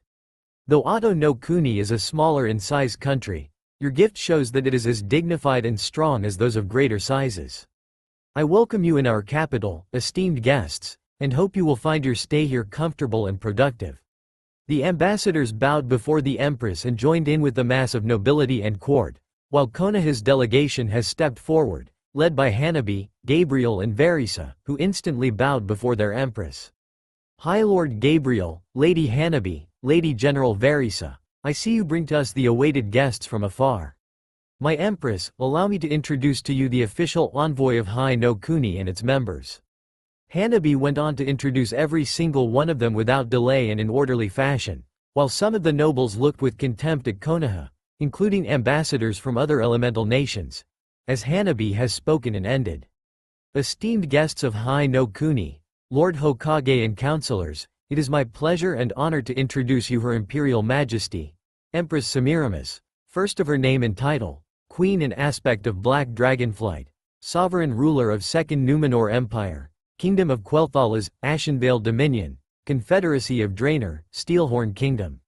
Lady Protector of Kingdoms Dalaran, Kul Tiras, Gilneas and Westerosi Kingdoms. Milady, if we may? Lady Hanabi, High Lord and Lady Ranger Windrunner, please remain near, for I and my husband will want your counsel on this matter. Semiramis motioned them, as she looked at Minato and others of High no Kuni, who bowed to her, save for Menma, Sasuke, Narumi in a show of disrespect, earning glares and insulted cries from the court. I was not aware that you have arrived with other sovereigns, for I cannot think of any other reason why would your fellow companions not follow etiquette, Lord Hokage. Menma, Sasuke, Narumi, bow before her, now. Minato ordered them, and they reluctantly did so before he spoke in an official and diplomatic way. Forgive us, Your Imperial Majesty, they were simply too dazed by your appearance and the aura of power you possess. You have my sincerest apologies, as their father and a father-in-law of Sasuke Uchiha, and as their Hokage. I have heard of Clan Uchiha of the East, and of Sasuke Uchiha in particular from my closest friends and advisors. Empress saw how Sasuke rose up arrogantly, smirking at her, to which Empress simply scoffed at. Apparently, the stories I have heard do bear truth, for it is said that Clan Uchiha of the East has succumbed to just one, having been exterminated for their misdeed and arrogance. You are wrong. My clan was betrayed by my own brother, Itachi Uchiha, whom I shall hunt down and kill in order to avenge my fallen clan, for only an Uchiha can best another one of his blood. Sasuke arrogantly stated, and I have heard that you harbor within your realm criminals and exiles of my clan, who cowardly left their rightful place and ran away. I demand that you turn them into me, Empress Semiramis, for I am true Uchiha and someone who is far more worthy of both leading them, and your empire with you." Sasuke smirked, as an echoing shocked gasp from ladies was heard, as well as cries of anger and fury from others. But a single raised palm from Semiramis was enough to silence all. "I see that you are fond of bad jests, Sasuke Uchiha. I hope that you improve your sense of humor, for if such declaration repeats itself, I shall see to it that your shoulders become lighter, with the removal of your head." Inhabitants of Eriador and Numenor Empire in particular are not fond of foul and bad-tasted jokes, unlike in Hai no Kuni, apparently. Semiramis said in a strong fashion, as Sasuke simply scoffed at it. "Now then, Lord Hokage, to what do we owe yours and your entourage's presence? Your Imperial Majesty, as you may *Vey already heard, Land of Fire is currently the strongest elemental nation, with many allies and 2 major nations as our closest partners." One of Fire Daimyo's official representatives spoken up to her. "Our land is vast and plentiful. Our people are rich and prosperous, with our merchants being only rivaled by your Phoenix Trading Company. An official alliance with our nation would most certainly benefit to you and your empire, for it stands as the most powerful country and domain in the East. A country with puppets for allies, warmongers for rulers and thieves for people." Ambassador from Iwa spoke up, drawing attention of Fire Delegation and Konoha's shinobi. "Your Imperial Majesty, I believe you and your esteemed husband are well aware that Hai no Kuni and its shinobi hidden village, Konoha, have been putting to the sword and dagger all those that have defied them and dared to break the treaties with them. For that, Konoha simply invaded them, ousting rightful governments and daimyos, all but annexing the lands and assuming control of countries and their peoples. Wind and Water are 2 such prime examples, with their daimyos being literal family of fire daimyo, while Suna and Kiri are now simply training camps for pro-Konoha shinobi, and not to mention just how taxing and cruel Konoha treats its allies. Especially Land of Wind, or as some already say in the East, Land of Bones, for it's all but deserted now, with only corpses of starved and killed littering the desert. And now, it seeks to expand throughout our respective lands and exploit its resources. Your Imperial Majesty, I urge you not to give in to their offerings and send them out of here." Perhaps, Ambassador of Iwa would prefer to reconsider his words, for it seems like you are misspelling the truth for lies. Maybe you require a visit back in your homeland, so as to refresh your head, before he is taken out by a foreign illness and homesickness? Danzo spoke up in his usual manner, with Ambassador of Iwa literally fuming with anger. "Why you, your Imperial Majesty, this man, no, this warhawk is a known war criminal, monger for power and threat to peace and stability. I pled to you to shackle him up and throw him into the dungeons for what he has committed and as to prevent any further crimes done by him." Ambassador of Iwa asked of the Empress. "Ambassador Lao, your opinion on the matter has been heard and will be taken into consideration, but I will not allow your proposal to happen." Semiramis replied to him respectfully, before turning her gaze to the delegation. "However, I will not allow guests in my empire to insult and threaten in any manner official representatives of other countries. Danzo Shimura, I believe? Your reputation is also well known in my empire, as well as your infamy of a warmonger. Official ambassador of Fire Daimyo or not, should there be found evidence of your illegal activity within our realm or any further acts such as these, you will answer for them with your life." Semiramis did not wait for his reply, before continuing on. "Lord Hokage, counselors, ambassadors of Hai no Kuni, the words surrounding your nation and the statuses of its allies and comrades in arms have long reached our court and the ears of me and my husband. And we are most distressed and concerned with the actions of your shinobi village in particular, with one matter especially being a cause of great worry. I believe you remember the matter concerning one known as Naruto Uzumaki, Lord Hokage, as well as how it was handled.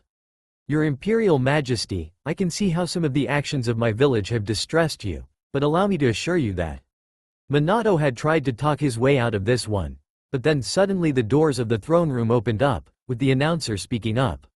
Announcing, His Imperial Majesty. All of court and royal guards had bowed their heads in respect and honor, as the heavy footsteps stepped through the throne hall.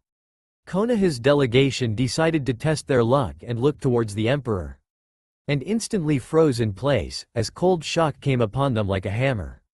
Through the room stepped a tall, handsome young man, dressed in blue-plated armor with chainmail in between the parts, gilded with gold, with lions as his shoulder plates, a strange two-bladed sword, with one blade being shorter than the other and both held by a glowing golden start built in just out of guard, and a queer handle resting on his hip. The man was tall, masculine and strong-looking, with long golden hair made into a ponytail behind, sky-blue eyes, and a handsome strong face, one that looked like a mirror image of Minato Namikaze, only stronger, more regal and powerful. He exuded an aura of might, dignity, power and absolute obedience and respect for his authority. As he walked past the delegation, he spared a little glance at them all, letting smallest of satisfied smirks appear on his face. Minato and Kushina looked in absolute shock at the man, while Kakashi and Jiraiya refused to believe what they saw, along with many others. Sasuke, Kiba, Sakura, Narumi and Menma were seething with anger, jealousy and envy, as they could not comprehend and believe that this man, this loser, in their eyes, was now the most powerful man in the world.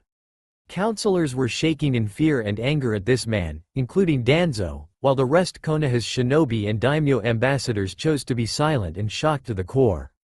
Gabriel gave only a short bow to him, with Hanabi following the suit, as Emperor's personal bodyguard Neji Hyuga took his post near his liege, who kissed the hand of his wife. "Milady, I hope the court has not tired you while I was away." The Emperor spoke to her softly and caringly, with Semiramis responding in kind. "Not at all, my love, but it warms my heart and soul for you to stand by me." Semiramis smiled to him, as the two to their respective seats. "As you can see, we have the most awaited of guests attending, my love."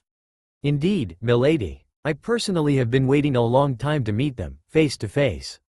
Emperor smiled a little, as he turned to Hanabi. "Hanabi, if you may do the honors?" "With pleasure, your Imperial Majesty." Hanabi didn't hide his smile at this one, as she turned to the delegation and announced her husband and liege. "Esteemed guests from Hai no Kuni, it is my pleasure and honor to introduce to you His Imperial Majesty, Emperor Naruto Pendragon, first of his name and title. Sovereign ruler of Second Numenor Empire, Kingdom of Quell-Thalas, Ashenvale Dominion, Confederacy of Draenor and Steelhorn Kingdom. Lord Protector of Kingdoms of Kul Tiras, Gilneas, Dalaran and Westerosi Kingdoms. High Lord Paladin of Order of Argent Hand. Defender of Faiths and Magi and the Lion of the West." Hanabi ended with a smile, as Naruto spoke up. "Welcome, Lord Fourth Hokage and his entourage." Naruto greeted them with a smile on his face, but with dread filling their hearts. "It has been a very long time, hasn't it? Dear father." Konoha's delegates stood just there, as they've heard the Emperor of the Second Numenor Empire, a man that has built the biggest empire and nation this world has ever seen, in just 5 years' time. He was a man of legend, someone, before whom they came to ask for his support and for him to lend his strength to them, so that Land of Fire could expand, for Will of Fire to take root in all of elemental nations. And after hearing that Naruto and his friends were actually in the Empire, and have taken up the positions of power, hopes were lifted for Konoha, who had expected that they would help out their home, in hopes of returning there. Minato had believed that his own son, who would be ecstatic to see his real family alive and well, would be more than happy to assist him.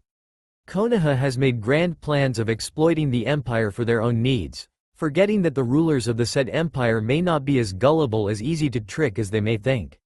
They had thought that the emperor will be on their side instantly, helping the noble and just cause of Konoha, assisting the legendary Yellow Flash and Fourth Hokage in his trials.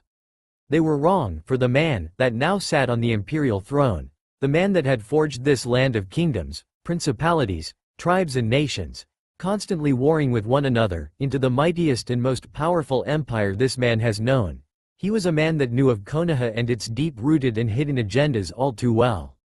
After all, he himself once was a part in their schemes and plots, one that was discarded having long served its purpose, forgotten forever, assumed to have completely expired beyond his original purpose. And even when Konoha had heard of him again, they believed that he would have forgotten and forgiven them, and would play a part in their grand plans, also that he could return back to Konoha, as Minato, his wife, children and everyone else thought. But Naruto Pendragon, adopted son of Uther Pendragon, titled Lightbringer, Emperor of Second Numenor Empire and Lion of the West, did not forget anything, and he forgiven nothing to Konoha. 10 years have passed since his exile, since he was simply thrown away like a trash, and now this same trash was the man these people came to ask for an alliance and help. And they thought that he would simply give it to them, like that? Well, they were in for quite a surprise, since Naruto was no longer that gullible loud idiot, but a man of great power, with greatest of responsibilities of making his empire prosper, protect its inhabitants and the kingdoms he is charged with defending. He was now the most powerful man in the world, and in all right, he could have simply expelled Konoha out of here, invaded their lands and destroyed the High no Kuni. Hell, his own Shadow Guard and Watchers, a special night elven organization, tasked with internal protection of the empire, could have destroyed Konoha within a matter of weeks. However, Naruto didn't do it, not because he was merciful or because he had forgiven them, no.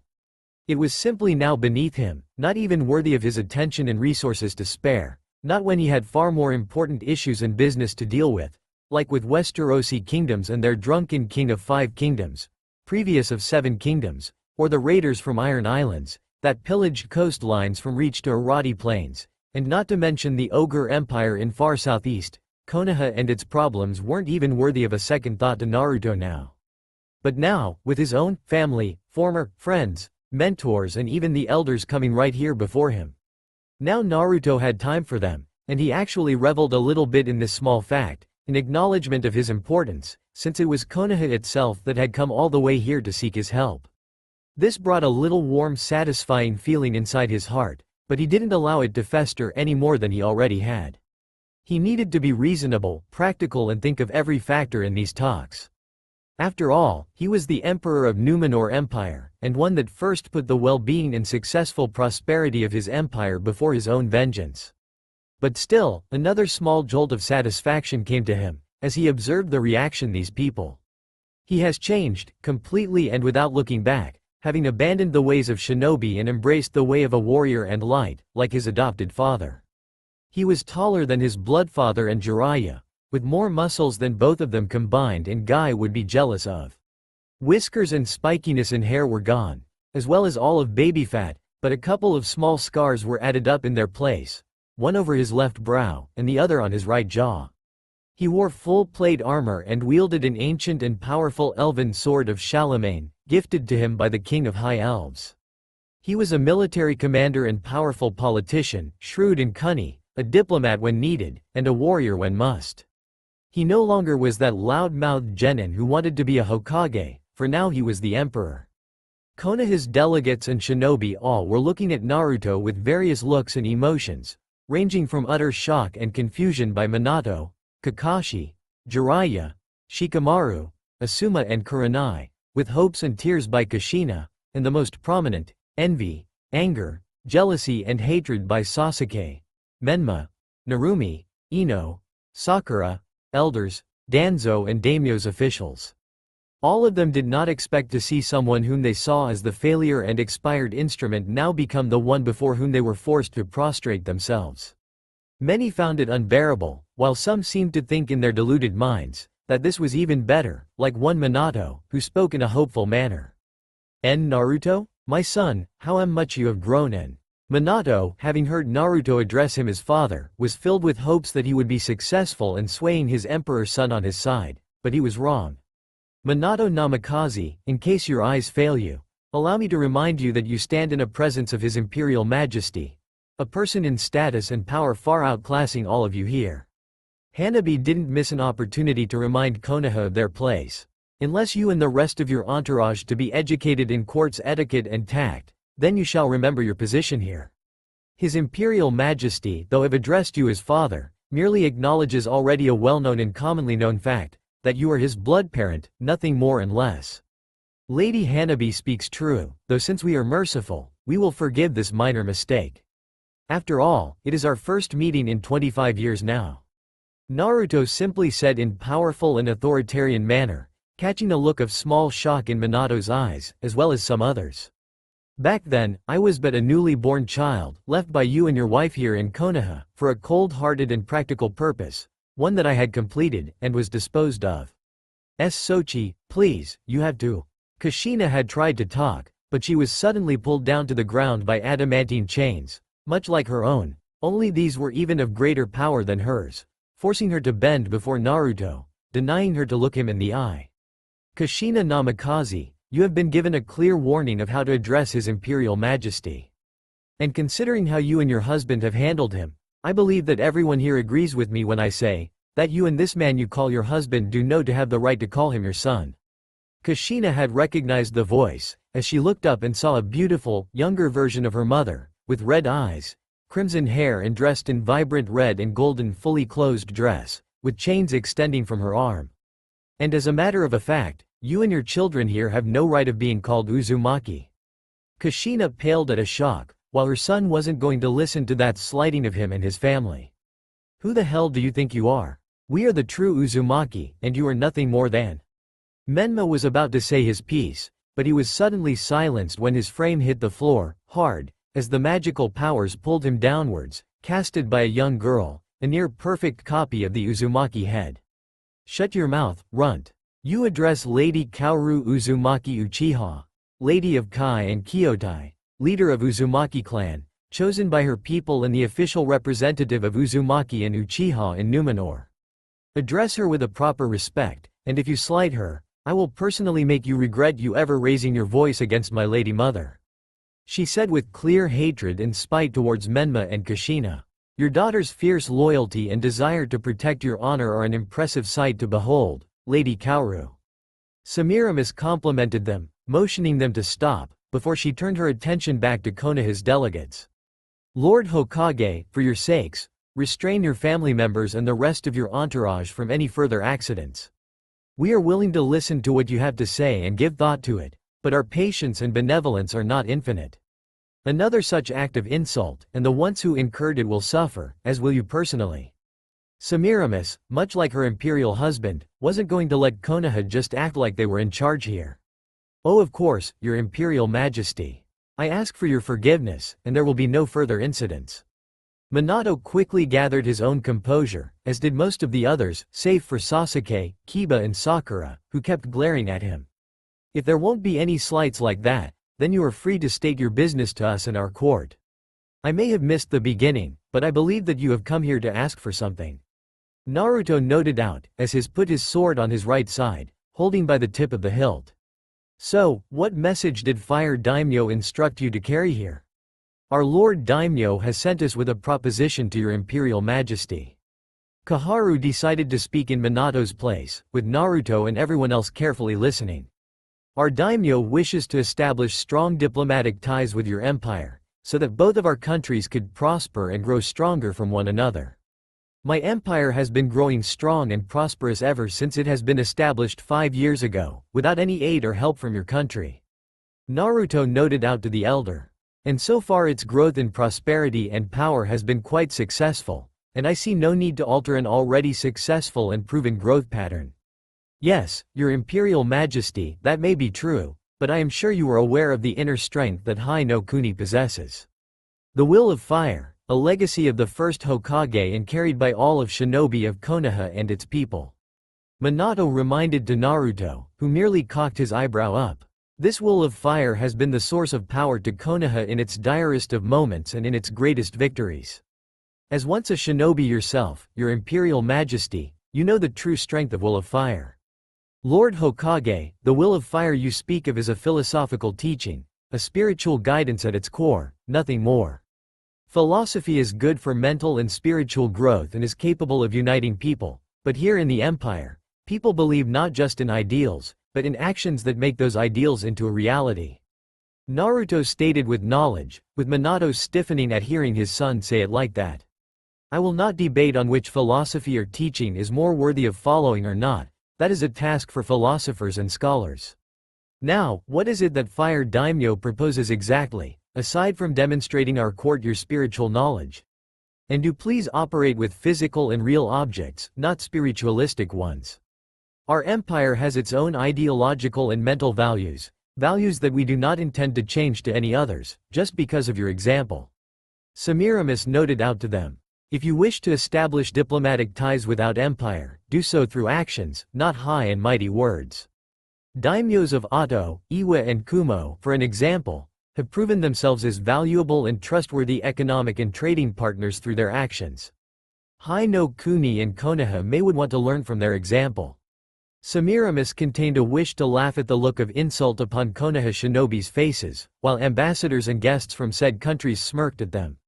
Our daimyo wishes for an embassy to be established in your empire, as to have an official representation of Hai no Kuni's interests in your court. Elder Homura spoke up now. He also proposes for an alliance to be made between your empire and Hai no Kuni, an economic and military in nature. In exchange of your fleet and armies supporting our daimyo, you will have access to Konoha's shinobi to hire as your guards, assassins and assistants in various situations. Along with that, we are willing to trade our knowledge of elemental natures, chakra and jutsu as well. There are also other propositions and some details that need to be fulfilled, but I am sure that a man of your status needs not to bother with the minor details. Counselor Homura, in my experience, it is such minor details, as you have called them, that later cause most trouble and prove to be far more detrimental than the entire treaty is worth. Naruto sternly replied to her, with steel in his voice. My husband and I will want to hear it all now, everything that you want to offer to us, as well as details surrounding them, no matter how minor they are. Empress added up with a demand. Unless you have something to hide from us, you should have no trouble revealing it all to us. And along with that, I believe that you also have a documented version of the proposition of your daimyo. If you have it, please give it to High Lord Gabriel Windrunner. Gabriel understood what was needed of him, so he left his position and went to the officials of daimyo, picking up the treaty and already beginning to read it, as he went back. After a good several minutes of reading it, confusion on Gabriel's face has changed into mild irritation and then into a hidden anger, traces of which appeared upon his face. When he was done reading it all, he handed it over to Hanabi, surprising Naruto and Semiramis, before he spoke up, while Konoha awaited the response from the Empire's highest authority here, already expecting a success. Forgive me, your Imperial Majesties, but I cannot present to you the terms of Konoha's treaty without using strong and inappropriate words, especially in presence of noble ladies, Her Imperial Majesty and my wife. Gabriel explained himself, with Naruto and Semiramis understanding that Konoha's proposition was far more of a demand, instead of a proposition of friendship and trade, while Windrunner turned to face them. Delegates of Konoha, what exactly were you hoping to accomplish with those terms? Did you think that just because our empire is young it can be easily swayed by someone like you into doing your bidding for essentially nothing? By the tone, Gabriel was completely infuriated, and for a good reason. Lady Hanabi, what is it that has infuriated Hand of the Emperor so much? What is written there? Semiramis asked of the head of diplomatic affairs, growing impatient herself with Naruto as well. Lady Hanabi quickly went through the document and, much like her close friend, was growing angrier with Konoha's proposal by the second. Once she was done, she let out a sharp and long exhale, a sign of her own anger and frustration, before she spoke to the imperial couple. Your Imperial Majesties, Hai no Kuni's terms of proposal are as follow. Establishment of an embassy and constant diplomatic presence in Empire. Opening all of its ports to our merchant ships and lowering of taxation on our merchants and their goods. Ability to contract Konoha shinobi. Provision of knowledge on jutsu, chakra and elemental manipulations. An official military and economic alliance between our empire and Hai no Kuni. Hanabi took a pause for a second before continuing on. However, in exchange for these offerings, Konoha and Fire Daimyo demand abolishment of all and any connections to lands of Iwa, Kumo and Oto. Immediate closure of their embassies and banishment of their ambassadors and any and all members of their countries. Seizure of humanitarian help for said lands and their complete redirection to Hai no Kuni to combat the effects of the Great Famine. 1/5 of our fleet is to be stationed in their territorial waters, for protection of their merchant and civilian fleet. 1/4 of our armed forces are to be deployed in elemental nations to guard its borders. Complete access to usage of our specialized forces, such as Shadow Guard, in Konoha's interests. Provision of our military and industrial technologies, as well as schematics and experts on building them. And immediate oath to assist Konoha and Hai no Kuni in case they go to war, be they the defendant or the aggressor. Hanabi could see how her husband understood what had infuriated her and Gabriel so much. These are the terms that Konoha and Hai no Kuni has given to us. Hanabi gave terms to her emperor and empress, with the court clearly hearing them all, and outrage broke out, as the court descended into fury and rage. Konoha's delegations suddenly found themselves as the objects of combined hatred and fury of the imperial court. As nobles of all races, ambassadors from elemental nations and other lands were scoffing and scowling at them. Minato and Kushina saw clear hatred and fury of the court at them, and did not understand what was so outrageous that they had proposed to them. These were the very same terms that Konoha had given to each and every other nation that had joined them, and even though some of them did refuse them, they eventually did see the power of Wool of Fire and joined in. But here, imperial nobility, ambassadors and all others, they simply scoffed at them all and spoke out in outrage and fury towards them. It seemed like Empire wasn't intimidated and impressed by power of Konoha, but seemed to completely scoff at it and them as well. Naruto and Semiramis remained composed, but a single look at them revealed their own distress and inner anger. And all the while most of Konoha struggled to remain composed in the face of this outcry, Danzo already was making his move, as he subtly activated his Mangekyo Sharingan and was ready to secure this empire for Konoha. After all, if this young fool wasn't going to serve willingly to Konoha's best interests, he shall be made to do so through a little bit of persuasion. After all, if not for Konoha, for whom this empire's resources and vast armies were for? These fools? No, only for Konoha and none others. Having listened and allowed the outrageous cries continue for long enough, Naruto raised his blade for a little bit, before he sent it down back with the tip colliding with the white floor of the throne room. The sound, and instant near-invisible wave of wind and power hushed the court and throne room fell silent.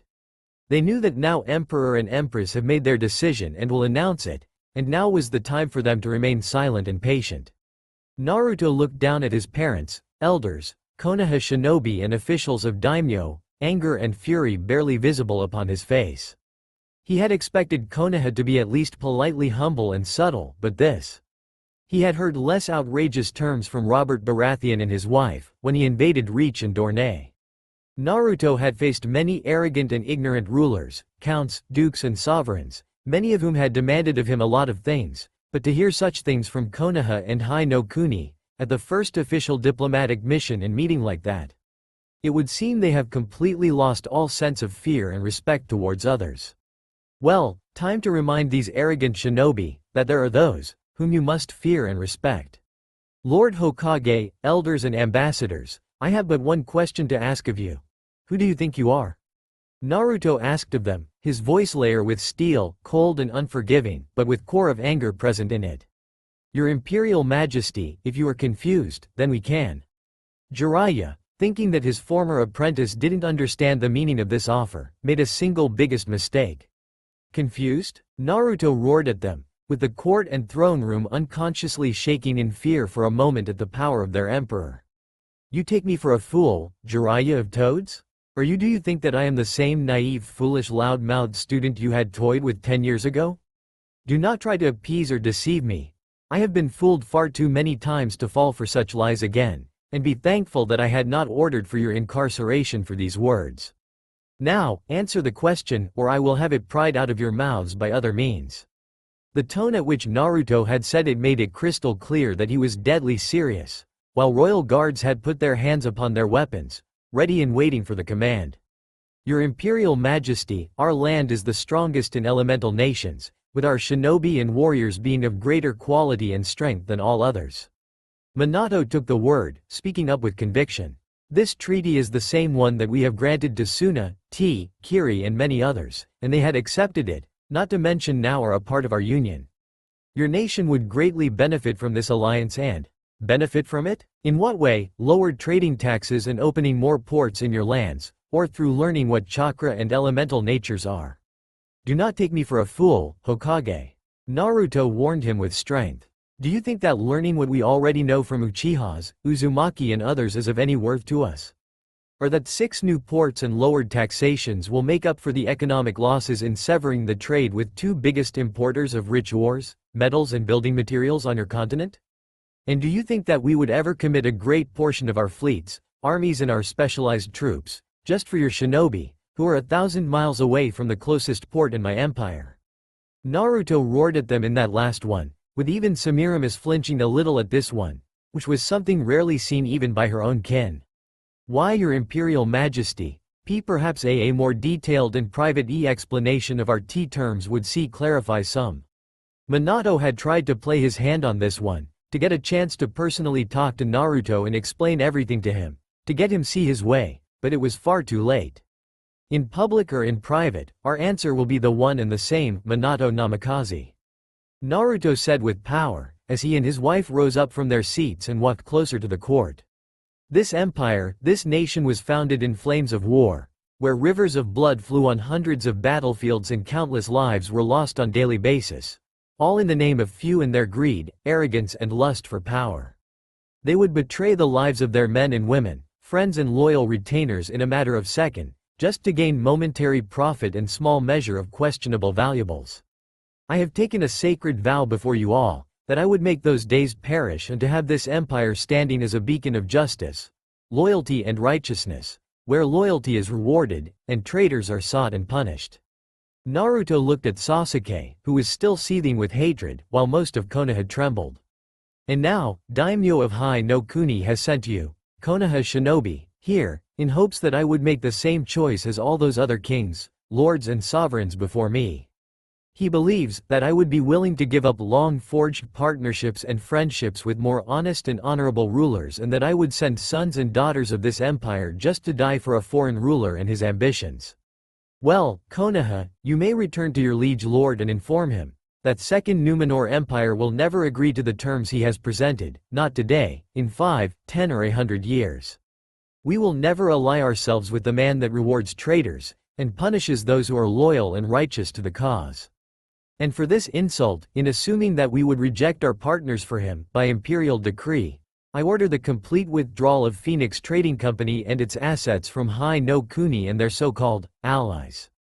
Naruto turned to the president of the Phoenix Company, a high elf with short black hair and dressed in black and red, and ambassadors from Northern Alliance.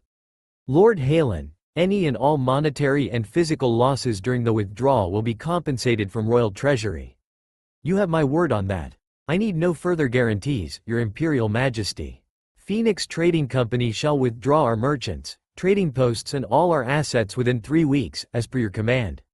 High Elf bowed before his Emperor and Empress. "Ambassadors Lao, Kei and Yakushi, I remember the offer of expanding trading relations between our respectable nations, as well as opening a permanent trading office and representation of Phoenix Trading Company. We are open to further negotiations on this matter, so contact with Lady Hanabi and Lord Halen, so that we may discuss this matter in full details." Naruto saw how the ambassadors beamed with success and bowed before the Emperor and Empress. "Naruto, what the hell are you doing?" Jiraiya, having had enough, decided that it was enough time for the politeness and decided to make it personal. "You would so openly forsake your home in times of need, and ally yourself with them? Don't you know that they are allies and minions of Orochimaru, and you would openly help them like that? This is an outrage, you. Sir Arthur Dane, Sir Alaric Redsun, take this man, gag him and escort him out of here. Old Toad Sage clearly has forgotten his place and needs to be reminded of it, so please be kind as to introduce him to Lady Maiev Shadow Song and her watchers, as well as the cells.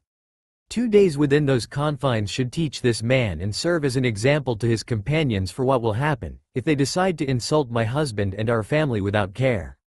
Semiramis commanded to the royal guards, with a tall man with 2 swords and full armor and a high elf, dressed in paladin armor and with a warhammer of dwarven work, turned around and bowed the Empress before heading towards the man. Jiraiya had tried to resist the arrest, even trying to fight against the 2 royal guards, but they weren't chosen of the Emperor and Empress without a reason. A single spell of light from Alaric, and Jiraiya found his knees failing him and falling onto the ground, as special shackles closed up on his wrists and he was dragged out of the room, with Konoha's shinobi looking at this with an outrage but also fear. As Jiraiya was out of the room and the royal guards quickly rejoined them, Naruto spoke up again. "Another outrageous act upon your part, delegates, and fate of your companion will be a mercy compared to the next punishment." Naruto promised them, "You and your guards are restricted to the port quarter and you will be under constant monitoring of watchers and city guards. Should you try and leave you will be escorted back. Try a second time and you will be escorted into the gallows. Force your way, and you will leave the port quarter in a coffin.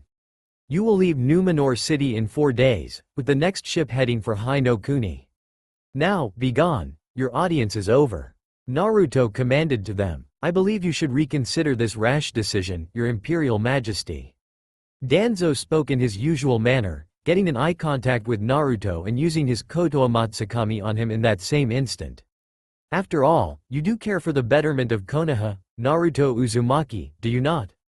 Danzo let out a small satisfied smile, knowing that this empire was as good as his now, with Naruto blinking a couple of times, as if something was in his eyes. Unfortunately for Danzo, he has greatly underestimated empire and its emperor, along with people that has surrounded himself with. While in Eastern continent, only select few could feel how a person casts a jutsu or genjutsu, in the West, magi, shinobi, watchers and many others have developed several supplementary techniques that allow to sense out the casting of a spell, jutsu or a visual genjutsu of the highest caliber.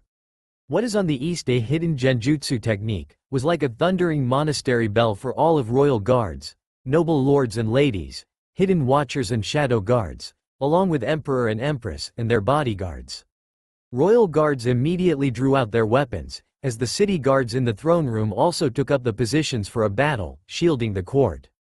Neji and Tenten instantly were at Empress' and Emperor's sides, with Gabriel and Verisa already drawing out their weapons. Semiramis instantly understood what befell her husband and dispelled the genjutsu the second she sensed it, much to Danzo's shock, while all of Konoha was oblivious and didn't understand what was going on. Naruto, the second he felt the genjutsu lifted off him, looked in concerned eyes of Hanabi and Semiramis, nodding to his empress, signifying that he was well now. The next second, Naruto's furious voice thundered through the halls of palace. You insolent mongrels! You dare not only to insult me and my entire empire with this treaty, but you have the gall to use a genjutsu upon me to bend me to your will? Watchers, seize all of Konoha's delegates, have them shackled and thrown into the twilight cells. The next instant the entire delegation of Konoha was surrounded by high and night elves, dressed in black armor, covering their body and faces, with black cloaks coming to the floor from their shoulder plates, already proceeding to shackle and seize shinobi of Konoha and its ambassadors.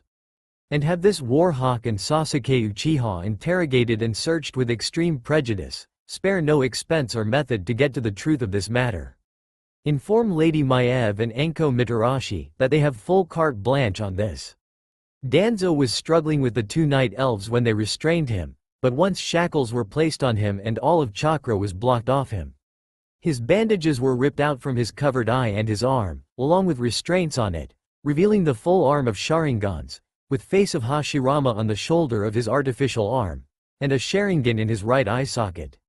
Minato and the rest of Konoha looked at Danzo with utter shock and bewilderment, while Sasuke was seething with anger and rage and was trying to get out of the hold of watchers and kill Danzo. Court looked at Danzo with utter disgust and did not even hide it, with sneers, snarls and clear fury upon him and the rest of Konoha. Naruto and Semiramis merely looked at them with fury and contempt, as she motioned to take them away, with Danzo shouting out in outrage that all he did was for Konoha, which sounded as cries of a defeated beast. Unfortunately for everyone, the moment the shackles have closed up on Sakura's wrists, the spell put on her by Hanabi had been dispelled by the effects of the shackles. And the moment that spell was lifted, Sakura shouted out loud.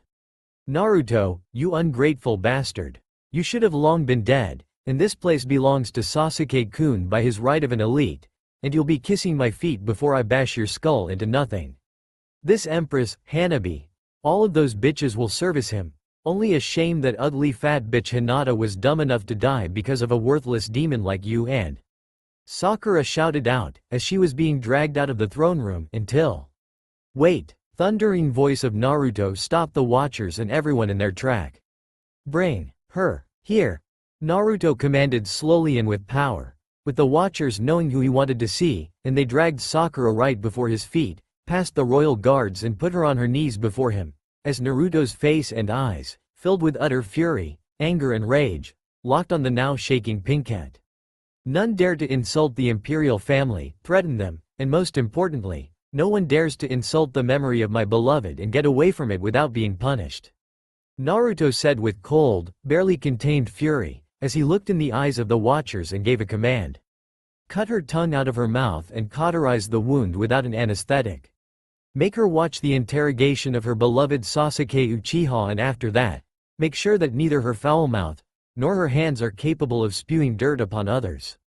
Sakura paled as she heard her sentence, with one of the watchers promptly gauging her and getting her out of the place, with the rest of the lot. All of court and throne room fell silent for a moment, and none dared to speak against the emperor and his order. They knew that it was cruel, unethical even, but he was fully in his right, and it was not just a sentence for a foul-mouthed woman, no. This was a message, clear as crystal diamond and more powerful than simple words. Naruto was a ruler, a powerful emperor, and one that really did good for his people, having once made Eriador great again, greater than ever before. However, while his heart is kind and intentions are benevolent towards his friends and subjects, to those that seek to undermine his people, exploit his kindness and smirch his and Numenor's name with dirt, he'll be vengeful and merciless. And to those that dare to insult the memory of his beloved wife, a woman revered by people as nothing short of a saint, someone who had given to the unification of this land more than anyone, including her life. Even to this day, after over 5 years now, Naruto still could not forget his beloved Hinata, nor forgive himself for not being there with her. He will forever feel that way, until the day that he reunited with her in the next life or the afterlife. But until that day comes, no one will smirch his wife's name with dirt, nor will anyone dare to use his empire in their own interests. He will not send men and women to die in the other's wars, not for Westerosi lords, nor will he do so for his former home. Especially not his former home. Imperial Palace's dungeons. Twilight Cells section. Several hours later, the Twilight Cells were exactly what they sounded like, embodying the endless void of darkness, so thick and strong, that not even drops of water could get through. Cells made of the black rock, with ebonite-like metal being the material of the cells. Some of the more daring shinobi tried to break out of the cell through either force, or with the lock picks, but to no avail or success, since the Twilight Cells are designed not just to house prisoners, but to prevent their escape by the means of engineering and magic combined. Magic that only watchers patrolling the area knew here.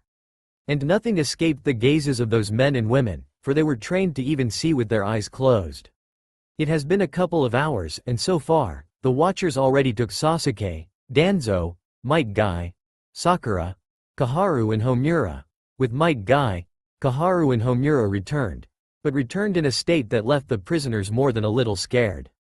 They seemed hollow, utterly empty, with not as much of a physical damage done as they expected, but it was clear that whatever methods watchers employed, it was more than enough to break even Might Guy, for his form shook with every sudden wisp of rare wind, or crack of a torch. His eyes were filled with dread and utter fear, but his lips were shut, yet it was clear he was broken, and not just once. The Namikaze family was put in a single cell, not much to their surprise, or maybe it was one grace that Naruto would show to them. The cell was clearly made for several prisoners, so there was enough space for them all, but there was no way for them to speak with the other shinobi of Konoha. Letting out a sigh, Kushina spoke up, starting the long-awaited talk. Naruto, not like this I had thought our reunion would come, if it ever were to be. I had hoped, believed like Tsunade that he was still alive, but like this. Minato, what have we done to him? Kushina shook her head, putting it in her hands, weeping. My son, our baby boy, how could we even think about doing such a thing and be okay with it? Kushina cried out at her husband, who didn't even flinch a little. You know as well as I do, Kushina, that this was the best thing for us all to do. It was either that, or we would risk all of our children being targeted by not just Madara, but also by Kumo and Iwa, and not to mention the influence of Kyuubi over them. Minato reminded to his wife and kids what needed to be done, and he still stood by his decision. What do you think would have been better? Having all of our children suffering for our mistake, or be able to raise 2 of them to be what they were destined to be, in happiness and safety, while the other one were to drive away from us and them all the threats? You and I made that decision and there is no reversing it now. The other one? Minato, that damned bloody decision that you think I made, was made by you, Jiraiya and that cursed Hiruzen Sarutobi, not me. I was in a damned coma after the childbirth and extraction of Kyuubi, not mention battling Madara. Have you forgotten how you told me that my Naruto had died during the attack, That he took the soul of the Kyuubi with him? Kushina shouted in outrage at her husband. You knew, that damned frog and that fucking Hokage, all of you knew, that I would never have allowed you to abandon my son, whom I didn't even hold in my hands. You fucking lied to me, and only 14 fucking years later did I find out the truth about my Sochi. You stole away from me my child, our child. And all for fucking what? To protect our children from Madara, Iwa and all others? You are a fucking yellow flash of Konoha, for crying out loud, the man that had killed thousands of shinobi in mere hours. And Konoha is filled with powerful shinobi, all of whom together had stopped the Kyuubi. No, you didn't sacrifice our son just to protect Menma and Narumi, no. I know why you did it, Minato. You know nothing, Kushina. I did it for the betterment of us and Konoha. Minato defended himself before his wife. Oh for fucking hell, shut up about your betterment of Konoha for a fucking minute. You threw away our son, because you didn't see our son in Naruto anymore. Kushina accused him, with Minato shutting up at this one. You think I never saw that look on your face, when Kyuubi was raging inside of me, that look of fear, mixed with hatred? Oh, I remember it very well, Minato, so well, that just before I fell into coma, the last thing I saw was the very same look of yours, casted right at our baby. And it was far more intense and avid. You didn't see Naruto there, you saw Kyuubi instead of him. That's why you threw him away, didn't you? Minato didn't say a thing, as he continued thinking over this situation and trying to find a way out, as well as not daring to face his wife and the truth. And while their parents were in debates of their own, Narumi and Menma were exchanging words of their own. Damn that Naruto. Who the hell does he think he is? Throwing us like some common criminals into these cells. He should have been glad to finally see his real family, like a failure he is, and sign that damned treaty for all our sakes. Doesn't he understand that Konoha is the only true empire that deserves to rule?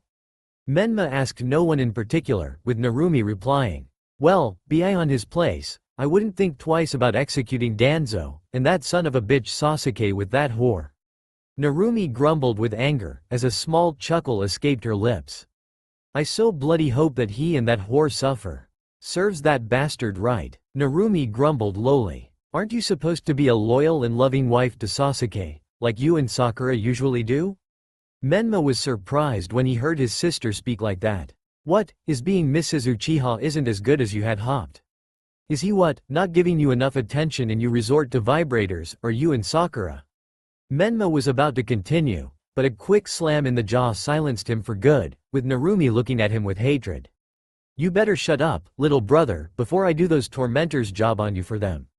Narumi hissed at him, with blazing hatred in her eyes. You think that being married is all sunshine and happiness?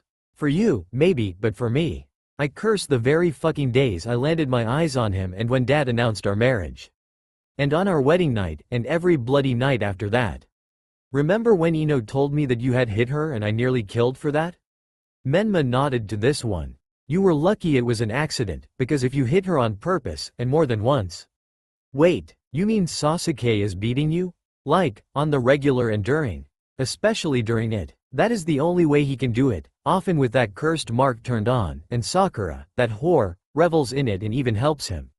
And it's not just beating, oh no.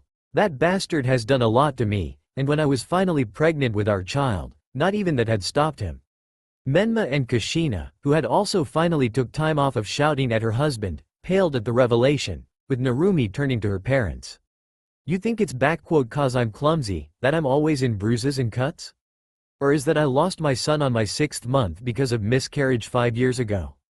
Oh no, it was that fucking son of a bitch, your son-in-law that did it all, father. And what did you tell me, when I told you about it? You told me to simply endure and make Sasuke happy. You fucking knew what he did to me, and you didn't fucking bothered even to straighten him up. You, my own fucking father, you just took that bastard's word for truth and left me to his mercy. Narumi's eyes were already watered, as she broke down, with her mother already at her side and calming her, before she casted a powerful glare at Minato. Minato, first Naruto, then Narumi. When we get out of her, if those watchers don't kill that bastard and you, I will fucking do it. You sold our own daughter to a maniac, also that you could secure Uchihas for Konoha? But what about our daughter, the one you oh so desperately had tried to protect? Kushina snarled at him, with Minato remaining impassive. Sasuke had promised to me to stop his attitude, and he has, as far as I know. And our daughter had always had a wild imagination, which still hasn't stopped. Minato defended himself before Narumi shouted at him. That fucking bastard had punched me in the gut, when I was fucking pregnant with my son. And all because he was fucking frustrated with how council doesn't respect his authority. Narumi shouted at him. I was 6 months through already. Do you even fucking care if I live or not, as long as that fucker is loyal to Konoha or not? Wow, I always knew that you were rotten inside, but to this extent. A new voice came in, with all the participants turning their heads to see none other than Anko Mitarashi, dressed in an outfit of a warden herself, with all the armor and cloak, but without a helmet, with her hair now longer and made into a long ponytail, looking at them all, in specific at Narumi. Don't worry girl, that sick fucker and his personal cheering whore are really suffering right, so much so that they wish they could just die. You that Tokubetsu Jonin, partner of Ibiki Morino and Orochimaru's former apprentice, Mitarashi Anko. Minato recognized her, with Anko smirking at Hokage. Did my son also buy you for his own, like he did with Hyuga and some others, when you disappeared?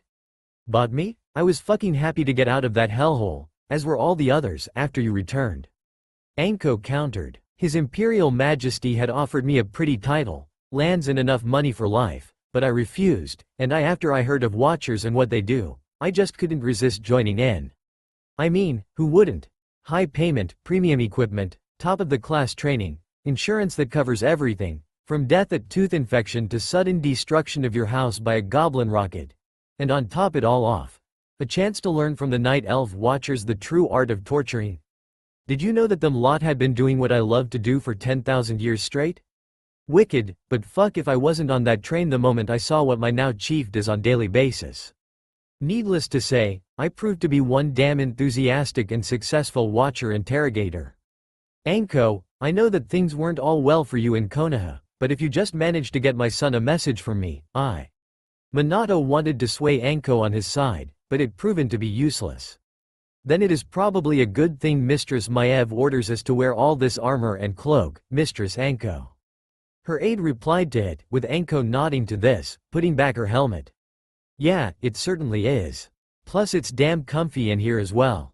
Good thing she cares for her subordinates wearing a comfortable uniform. Alright ladies, bring the abused girl and nice rack into 12th cabinet and the rest in 13th cabinet. Anko ordered out, as they went ahead towards the places, with Kushina tugging Anko and stopping her. Please, Anko, I beg you, don't hurt my daughter.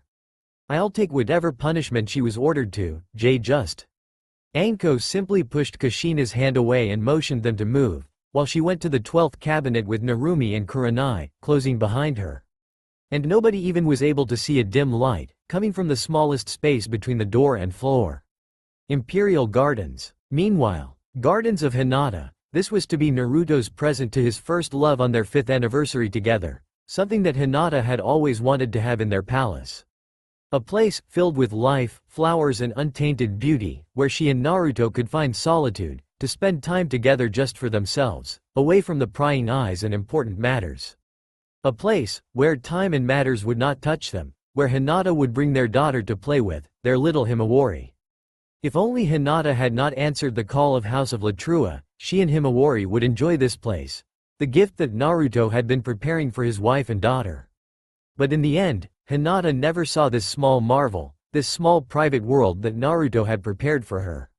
Instead, Naruto and Semiramis with her dragons have made a new garden elsewhere, a garden of ashes and fire, as some call it, right where his beloved had lost her life, and their daughter had lost her mother.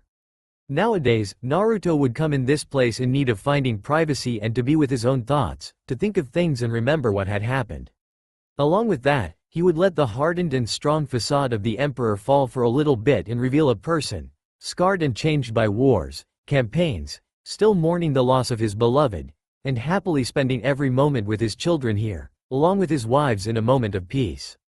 Now was not such moment, for Naruto and Semiramis were waiting for their guests to arrive. And so they did, as a small portal opened up, and from it walked out Kurenai, Narumi and Anko. Naruto let outside a small smile, as he spoke up. Sorry for the little delay and that little spectacle, but it is hardly the time for them to know of our little bond. Naruto smiled to them, with Narumi and Kurenai smiling back to him. Plus Konoha really did piss me off with all this. I'll say, I thought that you were going to kill Minato right there in the spot. Narumi commented with a chuckle. And thanks for getting me out of the cell for a bit. It was starting to get really tense in there. Anytime, little sister. Naruto said with care and love to his dear little sister, before bringing her in the embrace, warm and caring. I missed you, Narumi. I missed you too, big brother. Narumi allowed her own facade to fall down and her true nature came out, as she answered to her brother's embrace with her own, with tears of happiness falling down having reunited with her beloved sibling. For most, seeing an emperor hugging a daughter of 4th Hokage and his wife, a container for Kyuubi and a wife to his former rival from the times now ignored and forgotten by many, would have been something of a shock. But to Narumi Namikaze, this was a meeting she was longing for a long time, as it has been over a year since she talked with Naruto in person, and this waiting was hard for her. Especially considering in the fact that Narumi was not like her family and Konoha in a simple, yet completely defying aspect of her character. Narumi, since her childhood, was always one of those children with the curiosity and the need to ask the age-old question. What is right and what was wrong? Growing up in a seemingly loving and caring environment, she and her brother were shaped up by their father to make both of them able to control Kyuubi's power, as well as being loyal and loving towards their homeland, Konoha. Control over Kyuubi, loyalty to family and Konoha, expanding over the natural talents and gifts that they received, those were the main cornerstones in their upbringing. And while Menma took to it all like a fish to the water, Narumi was always more curious and interested in details, so she questioned all that her mind could grasp. Initially, it was seen as a positive thing by her father and mother, a child eager to learn more from her parents. And Minato with Kushina did try to answer it all, but before long, Narumi began to ask questions about first the Kyuubi, why was it imprisoned and why it was evil, which led Minato to talking about her and Kyuubi's importance to Konoha and world peace. At first Narumi accepted this and calmed down, but not long after, she became an unwanted witness to a fight between her mother and father, with the subject being her believed to be dead brother, Naruto. It was then when Narumi learned that she had another brother, and that her parents had left in Konoha, alone, without anyone, and that he was the shield that protected Narumi and Menma, a diversion to prevent all others from hurting them. For Narumi, brought up in the environment of love and care for family, this was a shock, an absolute crush of her beliefs and idealism. She and Menma were told that Naruto was gone the moment he was born, taking with him the soul of Kyuubi and leaving them the power to wield, but now Narumi knew the truth. Parents didn't see her, as she had hid herself away, and soon after that, Namikaze family returned to Konoha, where they were hailed as heroes and saviors. Menma was practically drowning in all this adoration, but Narumi didn't, for all her thoughts were with Naruto and she wanted to meet with him, to talk to him and connect with him. But it was all too late, as he was banished, like a discarded kunai, having served his purpose and now useless, with her mother and father accepting it as something normal, and Menma scoffing at Naruto's memory. But to Narumi, this was another crush of ideals and the reveal of the duplicity and hypocrisy of her family and Konoha. She hid all her growing hatred in a way and made sure to not show it outright, but she no longer saw her family with the bright colors as before. Her father was a hypocrite, determined to see Konoha on top with Narumi and Menma serving that purpose, ignoring the fact of his betrayal of his own blood. Her mother, who had oh so fervently and ferociously defended Naruto and spoke about the injustice done to her and him, did nothing to change it all and still remained with Minato, being a loyal and faithful wife to him and still being on his side. And Konoha? Narumi didn't see the ideal place to live in, but a cesspool of betrayal, arrogance and hypocrisy, among which few of those that were truly loyal to true Wool of Fire remained and from whom she learned of what kind of person her brother was. Kind, loyal, brave, headstrong and with a heart so great, that not even the mistreatment of this village could break him, ready to do everything for his village and friends. It wasn't long until Narumi grew to first respect, and then admire her brother. Over years, Narumi only grew in hatred and disgust with Konoha, hiding it away, and she had sought out to get close to her brother's former teammates, hoping that they were still loyal to him as he was to them. Narumi couldn't have been more wrong and she now cursed them and herself for falling in love with Sasuke, being his wife and enduring 8 years of beatings, mistreatment, rape, and even loss of a child. When Minato had dismissed it all and told Narumi to simply keep on the appearances, that was when Narumi understood that to her father, she wasn't as much of a daughter as she was a product for his plans, with Menma not seeing it. And when she had tried to tell her mother the truth of what had happened, Kushina simply said to her child that she was overreacting and that it was normal for Narumi to be feverish, and that Sasuke loved and cared about her. Narumi simply couldn't believe that her mother, after all that had happened to her and how her husband had deceived her, would go out of her way to keep up the appearance of all being well, when she could clearly see it was not like that. Her husband lied to her. Menma was an arrogant and spoiled brat, and Narumi was being abused, raped and nearly killed on several occasions by her own husband. And Kushina, blind and deaf to the pleas of her daughter, kept the appearances, speaking out of the injustices for Naruto, yet siding ultimately with Minato, just to keep their family together. She had failed to realize that there was no family to be saved and salvaged, and Narumi had only hoped that she could have gotten away from this hellhole with Naruto when he did. And suddenly, 3 years ago, just a month after her miscarriage, Kurenai Yuihi had approached her and told Narumi that there were still some people that saw the injustice and corruption towards Naruto and how rotten 4th Hokage was, and even if they were hidden away, they were there, with Kurenai being one of them. And they had someone very powerful who supported them from shadows. And that someone, as soon Narumi found out, was the Emperor of Second Numenor Empire, Naruto, her own dear brother, whom she wished to meet for years, and now did, thanks to his spies and magi, who opened the portal from Konoha to Numenor. Their first meeting was at first awkward and strange, but as they spoke, Narumi and Naruto grew closer as true brother and sister, with Narumi finding comfort and someone who supported her truly. He had confessed to her that for years his spies and agents watched the situation in Konoha and also kept an eye out for her, and that he knew well of her and what had happened to her. Naruto had offered her and some others a way out of Konoha and into his empire, where they could build their lives and live in peace, away from the lies and hypocrisy of Konoha and dangers of shinobi life. The offer was so tempting for Narumi and Kurenai, but they refused, still holding on to some hope for Konoha, loyal to a fault to it, but also because, with their positions so close to power, they decided to inform Naruto of the plans of Konoha. They knew that as an emperor, he watched at Konoha with a careful and threatened even eye, and he wanted to make sure that Konoha would not become a threat to Numenor Empire. Narumi and Kurenai understood it well and respected it, and so they stayed, becoming his ears and eyes in Konoha for 3 years, still in contact and loyal to Naruto, but growing more and more disillusioned and hopeless for Konoha as years had gone by. Especially hard they were for Narumi, with Sasuke's raping and beatings growing more and more violent, and even Narumi had grown to endure it. She soon sought to break away from this circle of hatred, vile and hypocrisy, with Kurenai agreeing with her, as her life with Asuma didn't prove to be good for her at all, with her own husband being a duplicitous person on several layers, and only her daughter Mirai and an iron will practically keeping her from becoming the same kind of miserable person as Kushina. But now, both young women were at an end of their endurance and hoped to get out of their personal hell. And they truly held faith that Naruto would help them.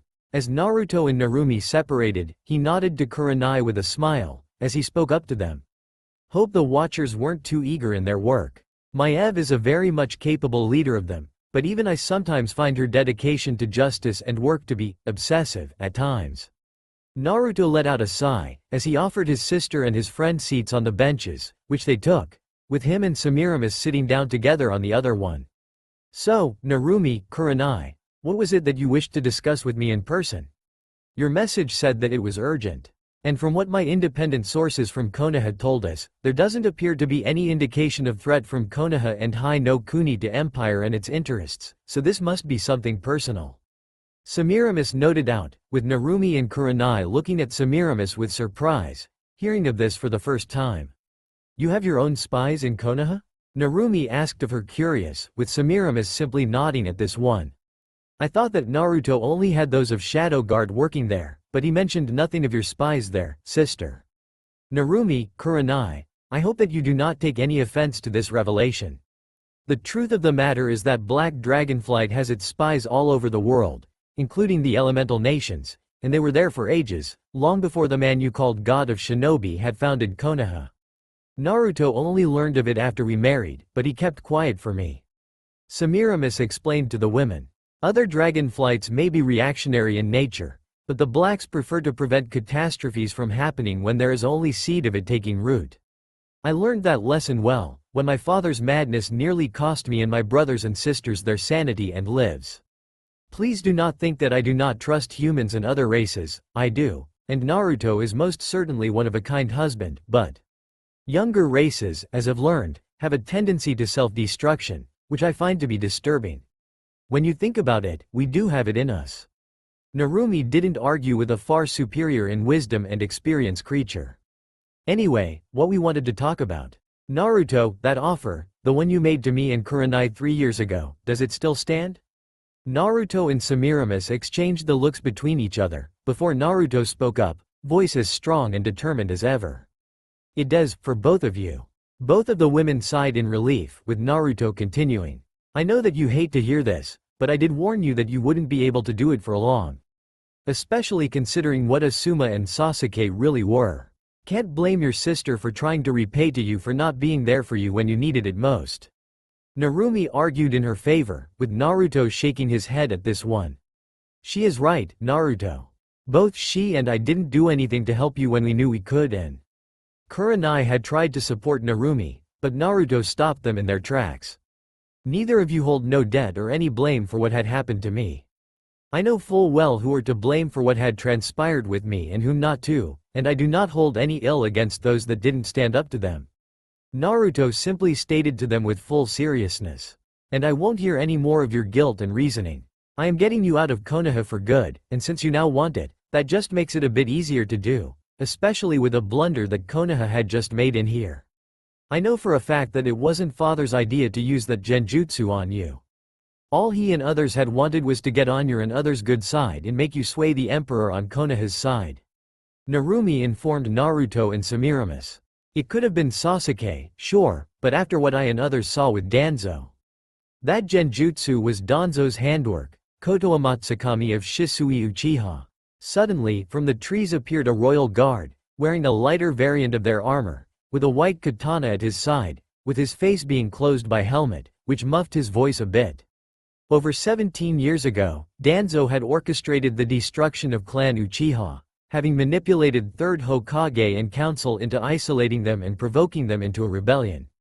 All of that was so that he could gain the Sharingan and Mangekyo Sharingan, one of which he placed in his right eye socket. His Imperial Majesty was well informed of this for a long time, and I have warned him of the possibility of Danzo using Koto Amatsukami on him. To which my dear wife and Empress, along with all of my Imperial Royal Guards, were most ready. Naruto noted out to them all. Still, I did expect that the moment Minato and others hear about me and my friends being here, odds would be in favor of them manipulating me to their favor. Wouldn't be the first time someone had tried that card on me, and I suspect it won't be the last. Anyway, Anko, what measures have been taken with Danzo? Lady Maev had ordered a complete suppression upon his chakra, surgical removal of that arm and the Sharingan in his eye. After that, he was subjected to our usual program of interrogation and questioning, the usual stuff. Anko replied simply to her emperor. From what the interrogators found out, that arm was transplanted to him with the help of Orochimaru, in order for Danzo to control some strange visual jutsu of Sharingan, which could grant him an immortality of sorts. Izanagi, a genjutsu casted upon oneself at the cost of the casting eye. It rewrites the laws of reality for a limited time, allowing for a person to live after being killed. The guard informed Naruto and Semiramis, as well as others. It is a forbidden among Uchiha's jutsu, among both the eastern and western clans. There are even special punishments for usage of this jutsu, as it is capable of easily corrupting with the illusions of invincibility its users. However, what Danzo has done, there is only one punishment for his crimes and what he had attempted today, and that is death. Semiramis said with strength and no compromises in her voice, turning to Anko. Is Danzo being interrogated still? Yup, by Lady Maev herself in attendance, and it seems like old Sneaky Snake has a lot of secrets to reveal to us, and he isn't through yet. He did try to use some suicidal fuinjutsu to take himself and half the palace with him when we first brought him to question, but good thing that Kaoru had allowed a couple of her people in the Watchers, so the crisis was averted. Anko replied. Should I go back and tell her that he is to be disposed of immediately? No, squeeze out of his mind and body every ounce of information that you can, and after that, throw him into an isolated cell. He will be executed, publicly and in front of Konoha's delegation a day after tomorrow. As for the delegates, you do your duty, Anko. Naruto said to her, with Anko nodding to him. Now, as for getting you two out of Konoha. With the situation as it is, you two can ask for a political protection and safe haven from Konoha. The basis being the mistreatment and violence being used against the two of you, along with the proof of it being provided by you in the interrogation. With those at hand, Konoha and Hai no Kuni won't be able to pressure me or Numenor Empire into giving you back, and with what Danzo pulled out here, they should consider themselves lucky with getting out of this hellhole so easily. Kurenai, I remember that you now have a daughter, and she is also welcomed in here, my mages, and will take care of the getting her into the Empire. Naruto, there is something I would like to ask you to do. Narumi spoke up to her brother, with Naruto nodding to her. Please, extend this offer to our mother as well.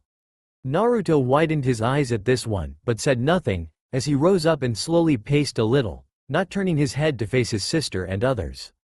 Kushina Namikaze. She was a very touchy subject for both of the siblings to talk about, with both being biased towards her in their own way. Naruto, much like with Minato, did not believe that she really even cared about his existence, while Narumi had always tried to prove to him that he was wrong in that belief. True, Naruto's views had changed somewhat about Kushina towards better, but he wasn't very much longing for a reunion with her, nor was he impressed with how she had handled the situation with him and what had happened to Narumi. When Naruto had found out about what happened to Narumi from his agents, it was one of the few moments when he had snapped from his simple observation of Konoha and made a move to teach Sasuke a lesson. The next time Sasuke had left the village for a month-long mission, a fully armed company of shadow guards, led by now-present royal guard, had waited for him and captured him. How easy it was to make up a simple A-rank solo mission, to lure Sasuke Uchiha out of Konoha's reach and make him pay. Naruto was not present, but he made sure that his orders were carried out with a complete precision, with Sasuke being left without ability to ever conceive another child, weakened to the point being at the level of a simple chunin, and the curse mark now acting more like a slowly growing cancer, only well hidden away and spreading through his body, until Sasuke's all body wasn't infected by it and then destroyed. It wouldn't be long now, miracles of magic and secrets learned from Orochimaru assure it. None knew what had happened with Sasuke, but when he returned, it was clear that he was no longer the mighty Uchiha elite that he was once, though none had dared to speak otherwise. And no one knew that Sasuke Uchiha was already a walking dead man, aside from Naruto. Naruto stopped pacing around and looked at the small patch of flowers in front of him, until he spoke up. You and I have discussed this more than once, Narumi, and you know my opinion about this subject. Naruto said in a cold and somewhat distant voice. She had said many things in my defense, but while her mouth said one thing, her actions spoke otherwise. She knew that I was alive for 2 years before I was banished, and she could have come to me back then, but did not. She could have left Minato and live a life of her own after all that he has done, but didn't. She heard all the rumors and stories about your mistreatment by Sasuke, especially from you, and what she did. Naruto said with strength and fire in his eyes.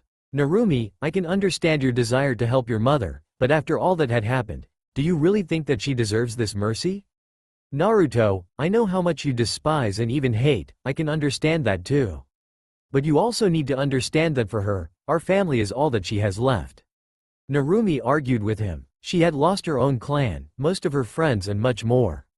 Our father was there for her and with her for decades, and she had raised me and Menma, all in hopes of having something that she had lost: family. And to keep that family alive, she would go to any lengths. The family that she so wishes to have and protect has long fallen apart, and she knows it. Naruto argued back to his sister. Menma, arrogant brat that abuses his position of a hero, with Ino and that second wife of his indulging him. Minato, with his world conquest plans as well as prophecies of the toads, believing he is to be a messiah for all, who ignores all morals and laws of men for his own ambitions. And then there is you, Narumi. She isn't concerned with saving and protecting her family, as she is obsessed with preserving this fickle illusion of perfection she had built in her mind, that all is well and won't break it. And even though she had heard what you said back in the cell, do you really think that she will do anything to protect you? Naruto asked of his sister, surprising her. All of our cameras are outfitted with listening and observing spells, making sure to prevent escapes from being plotted.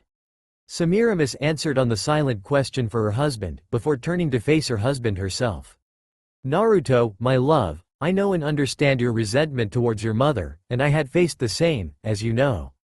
And while my mother had refused to listen to reason, her madness was assured by my father and his powers. I think that your mother may yet be redeemed. She was honest and sincere in her desire to be with you and in protecting you, and while her actions may speak otherwise, deep down she must understand that her current life can't very well continue for long. I do not know why she still keeps on the appearances, but I do know that there are those people that in acts of desperation and to preserve even a ghostly appearance of their well-being, they will go so far as to ignore even the obvious. They are so desperate, that are unable to see that this illusion has become their own torment, and will not see the ways out of that twisted circle, unless someone shows it to them directly. You know that, do you not, my love? Naruto, I do not ask you to forgive and accept her, but, for the sake of your sister and for me, please. Semiramis knew that her husband may have his moments of rashness and fury, but even he can be swayed when need be, and she knew how to do so. Naruto looked at his wife for a few long moments, before turning away from them for a bit and thinking to himself about it all. As much as he may have despised Kushina, he could not ignore the reasoning of his sister and wife. In desperation, people will wear whatever mask to hide away their scars and to protect themselves from the harsh and cruel reality.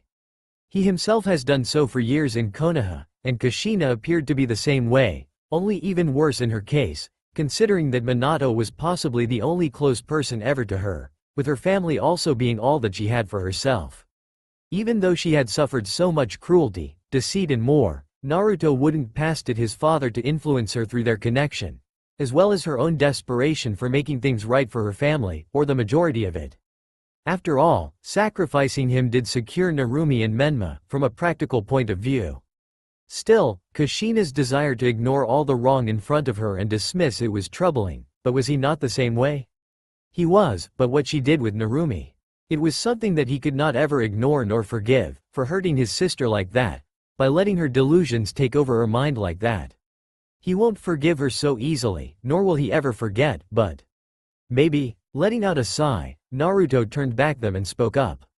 Anko, arrange for Narumi and Kushina a time alone in one of the cabinets and dungeons.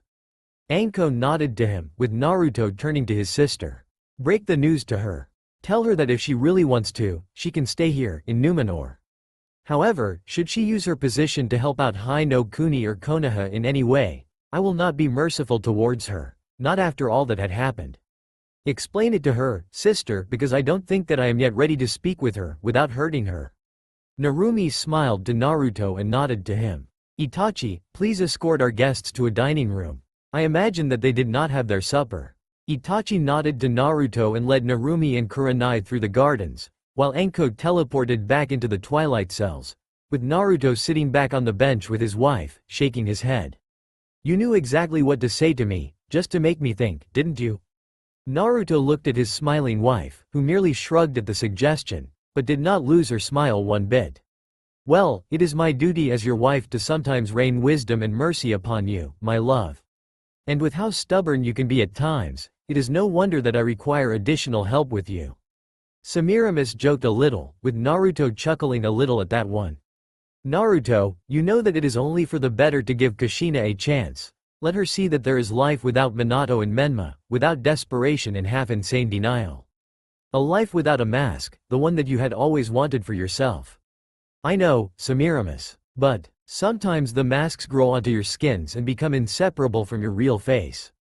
I remember how badly it was with me, when Uther just took me in. Naruto sighed as he remembered, before he turned to look in his wife's eyes.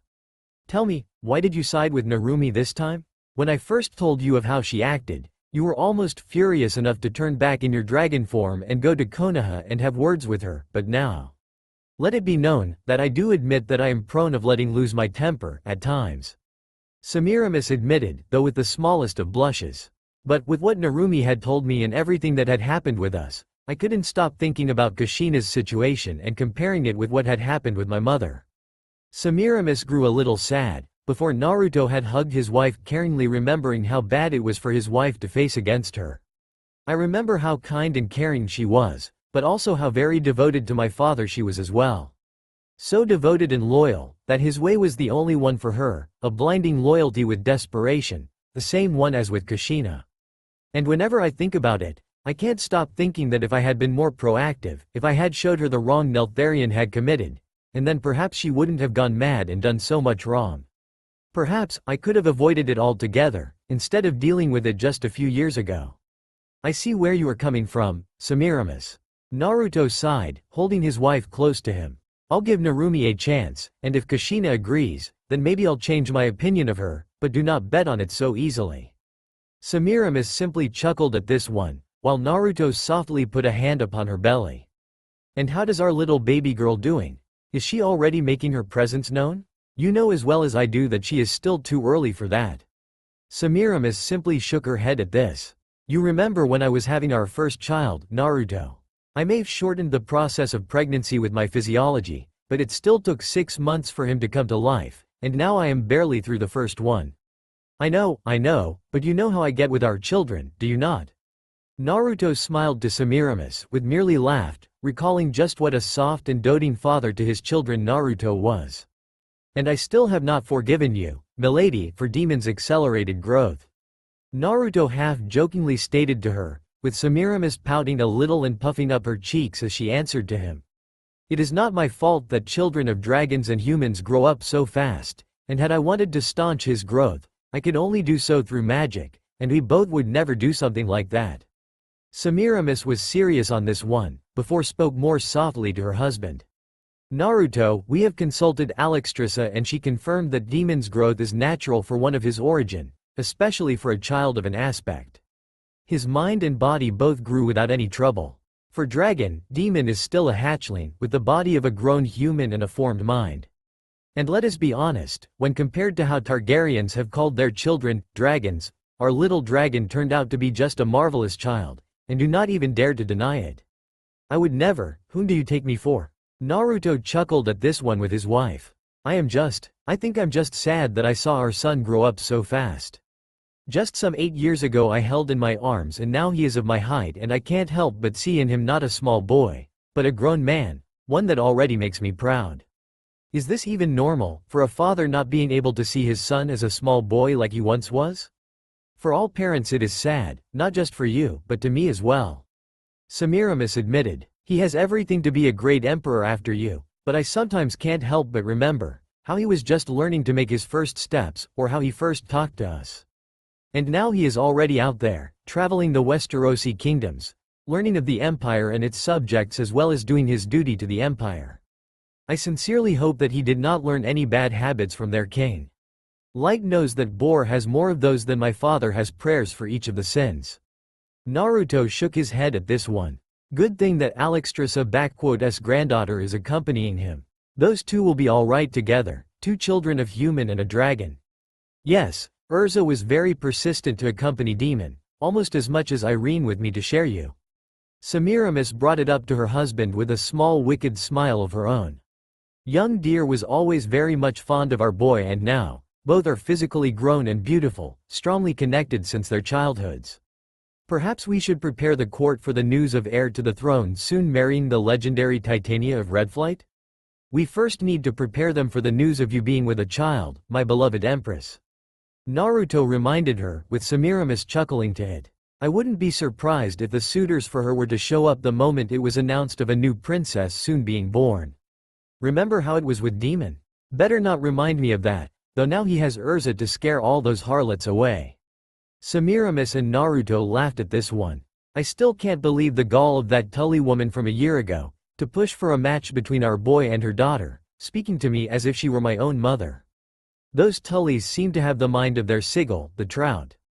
But, at least she was being modest, unlike that Lannister woman. Semiramis remembered with disgust Cersei and her husband, as well as the rest of Lannister family. That you are right, my beloved Empress. Naruto kissed her on the cheek. Now, milady, I believe that it is time for our supper. I hear that the cook is serving your favorite for the supper. Semiramis looked at her husband with a smile and rose up with him, going with him towards the dining room and leaving any and all bad thoughts behind. Meanwhile, Westerosi kingdoms, King's Landing. Red Keep, King's Landing, a proud capital of the former Seven Kingdoms, of which Reach and Dorne had been subjugated and integrated into a second Numenor Empire to the south, leaving only 5 kingdoms in the hold, without a real, complete independence. When Emperor Naruto had proclaimed the official formation of the Second Numenor Empire 5 years ago, an enemy to the north had risen up, to the north of Angmar, Gilneas and Lordaeron, intent to claim more lands into his own domain. That enemy was Robert Baratheon, the king of the Andals, first men, ruiner and protector of the realm of 7 kingdoms, who had crushed the previously ruling House Targaryen, and now was eager for more conquest, past Dorne and those 3 kingdoms that laid to the south of it, namely Angmar and Lordaeron. Robert had amassed a host of nearly 80,000 men, believing that he would be easily victorious against, whom he called, an upstart blonde prick so green, he pissed grass. However, what he did not count for was the fact that the same boy whom he underestimated wasn't as gullible or easily scared, nor was he stupid. Second Numenor Empire, unlike all other countries, relied on a regular army, professionally trained and equipped, stationed in parts throughout its regions and on the borders, with 5 legions, the main unit of the empire, numbering 10,000 men and women of infantry, 3,500 cavalry and 50 mages of various spheres in each legion, being stationed at the border with Dorne and Reach. Westerosi kingdoms did not hold any magical users in their ranks, being of more superstitious beliefs and conservative towards it and other races, while Numenor and Eriador had an abundance in magical users of all calibers, with Empire bringing their full might into the defense of its borders, along with other races contributing their own forces to the cause. Robert had started a war when he invaded Angmar to his direct south of Dorne, hoping to easily break through the guarding keeps and move towards Lordaeron to the west and south towards the center of the empire. However, he underestimated the strength of the legions and their commanders, all of whom were just recently blooded and tested during the Great War, along with Magi proving invaluable in supporting armies through portals or with healing. Along with that, the strongholds and keeps that were on Robert's path were not very easily taken, with garrisons holding to the last man and not surrendering, and even breaking through the walls took considerable effort on Westerosi's part. By the time second month of the campaign rolled in, Robert was only done with 2 forts and had laid the siege to another 3, with his army already thinning out to 70,000 strong, as Marshal of North, Tyrion Fordrain, wisely used his legions and struck at Robert's weaker parts of his great army. He also made use his elite corps of High Elf Rangers, raiding Robert's supply lines and even venturing into Westerosi kingdoms to divert the attention of Robert's forces. This had stalled Westerosi king long enough in his place for 2 more months, for the real imperial army, numbering 90,000 strong, with Emperor leading them, to strike back at Robert Baratheon with his overwhelming numbers of 140,000 men. The Battle of Ironfield was the second major defeat that Robert Baratheon had suffered, but it would prove to be a decisive one for him, as his army had been broken apart and destroyed by superior forces. Naruto himself had faced off against King Robert, who by then was already a near obese man, and defeated him in single combat, but did not kill. Casualties for Naruto's forces were around 6,000 dead and 9,000 wounded, while Robert Baratheon had lost 57,000 men dead and another 10 as captives. After that crushing defeat, Reach and Dorne both rebelled against King Robert Baratheon, the former because House Tyrell saw the power of the empire and wished to be spared from the wrath of Emperor, while the latter with House Martell was eager to avenge the deaths of Elia Martell and her children. Naruto accepted both of the kingdoms into the fold of his empire, but on his own terms, which were actually well received by Tyrells and Martells. In the following 7 months, Naruto had systematically eliminated Robert's ability to raise another powerful army against him, having taken Stormlands and Westerlands, before he laid siege and took King's Landing. The city was considered to be strong enough to withstand an army the size of 100,000 at full garrison and additional forces in it, and Robert had amassed 30,000 strong in there, while Naruto only brought 55, seemingly not enough to take the city, while the rest of his forces already were taking Riverrun and moving to Vale of the Arons. However, with him were 600 magi and 500 cannons, dwarven marvels of siege warfare, freshly transported with a full division of dwarf specialists knowing how to use them. For 5 hours those cannons and magi pummeled the landing's walls and its defenders, until King Robert hadn't decided to bring the fight to Naruto and rode out with 2/3 of his forces towards him, hoping to crush them while they were of fewer numbers, but instead of doing that, they were absolutely obliterated by the might of magi and artillery, before being finished off by Naruto's army. After that, and having been convinced by his retainers, wife and his hand, Robert sought the peace and capitulated. Naruto was considerably merciful to the invader. Reach and Dorne were integrated into the Second Numenor Empire. Westerosi kingdoms were to pay 20 million golden dragons, their main currency, and to become client states of Second Numenor Empire, with Naruto now being the Lord Protector of 5 kingdoms. A merciful outcome, which nonetheless had plunged now 5 kingdoms into an absolute hellhole of an economic crisis, making them completely dependent on the trade and relations with Empire itself, while Reach and Dorne saw a great rise in prosperity, wealth and influence as subjects to Emperor. This had caused tensions between the Westerosi kingdom's ruling dynasty and Second Numenor Empire, but the lesson was well learned and remembered, and the fact that if another war were to happen with them, they would be crushed, was not ignored. So, biting their tongues, Robert Baratheon and his wife had to now contend with the presence of Demon Pendragon, prince of the Second Numenor Empire and heir to the throne, now being here on behalf of his father, and discussing the terms of the contributions being paid to his empire, along with some other matters of significant importance. Demon, though just 8 years of old in time, was in physical sense, fully grown and having reached his physical adulthood at age of 5.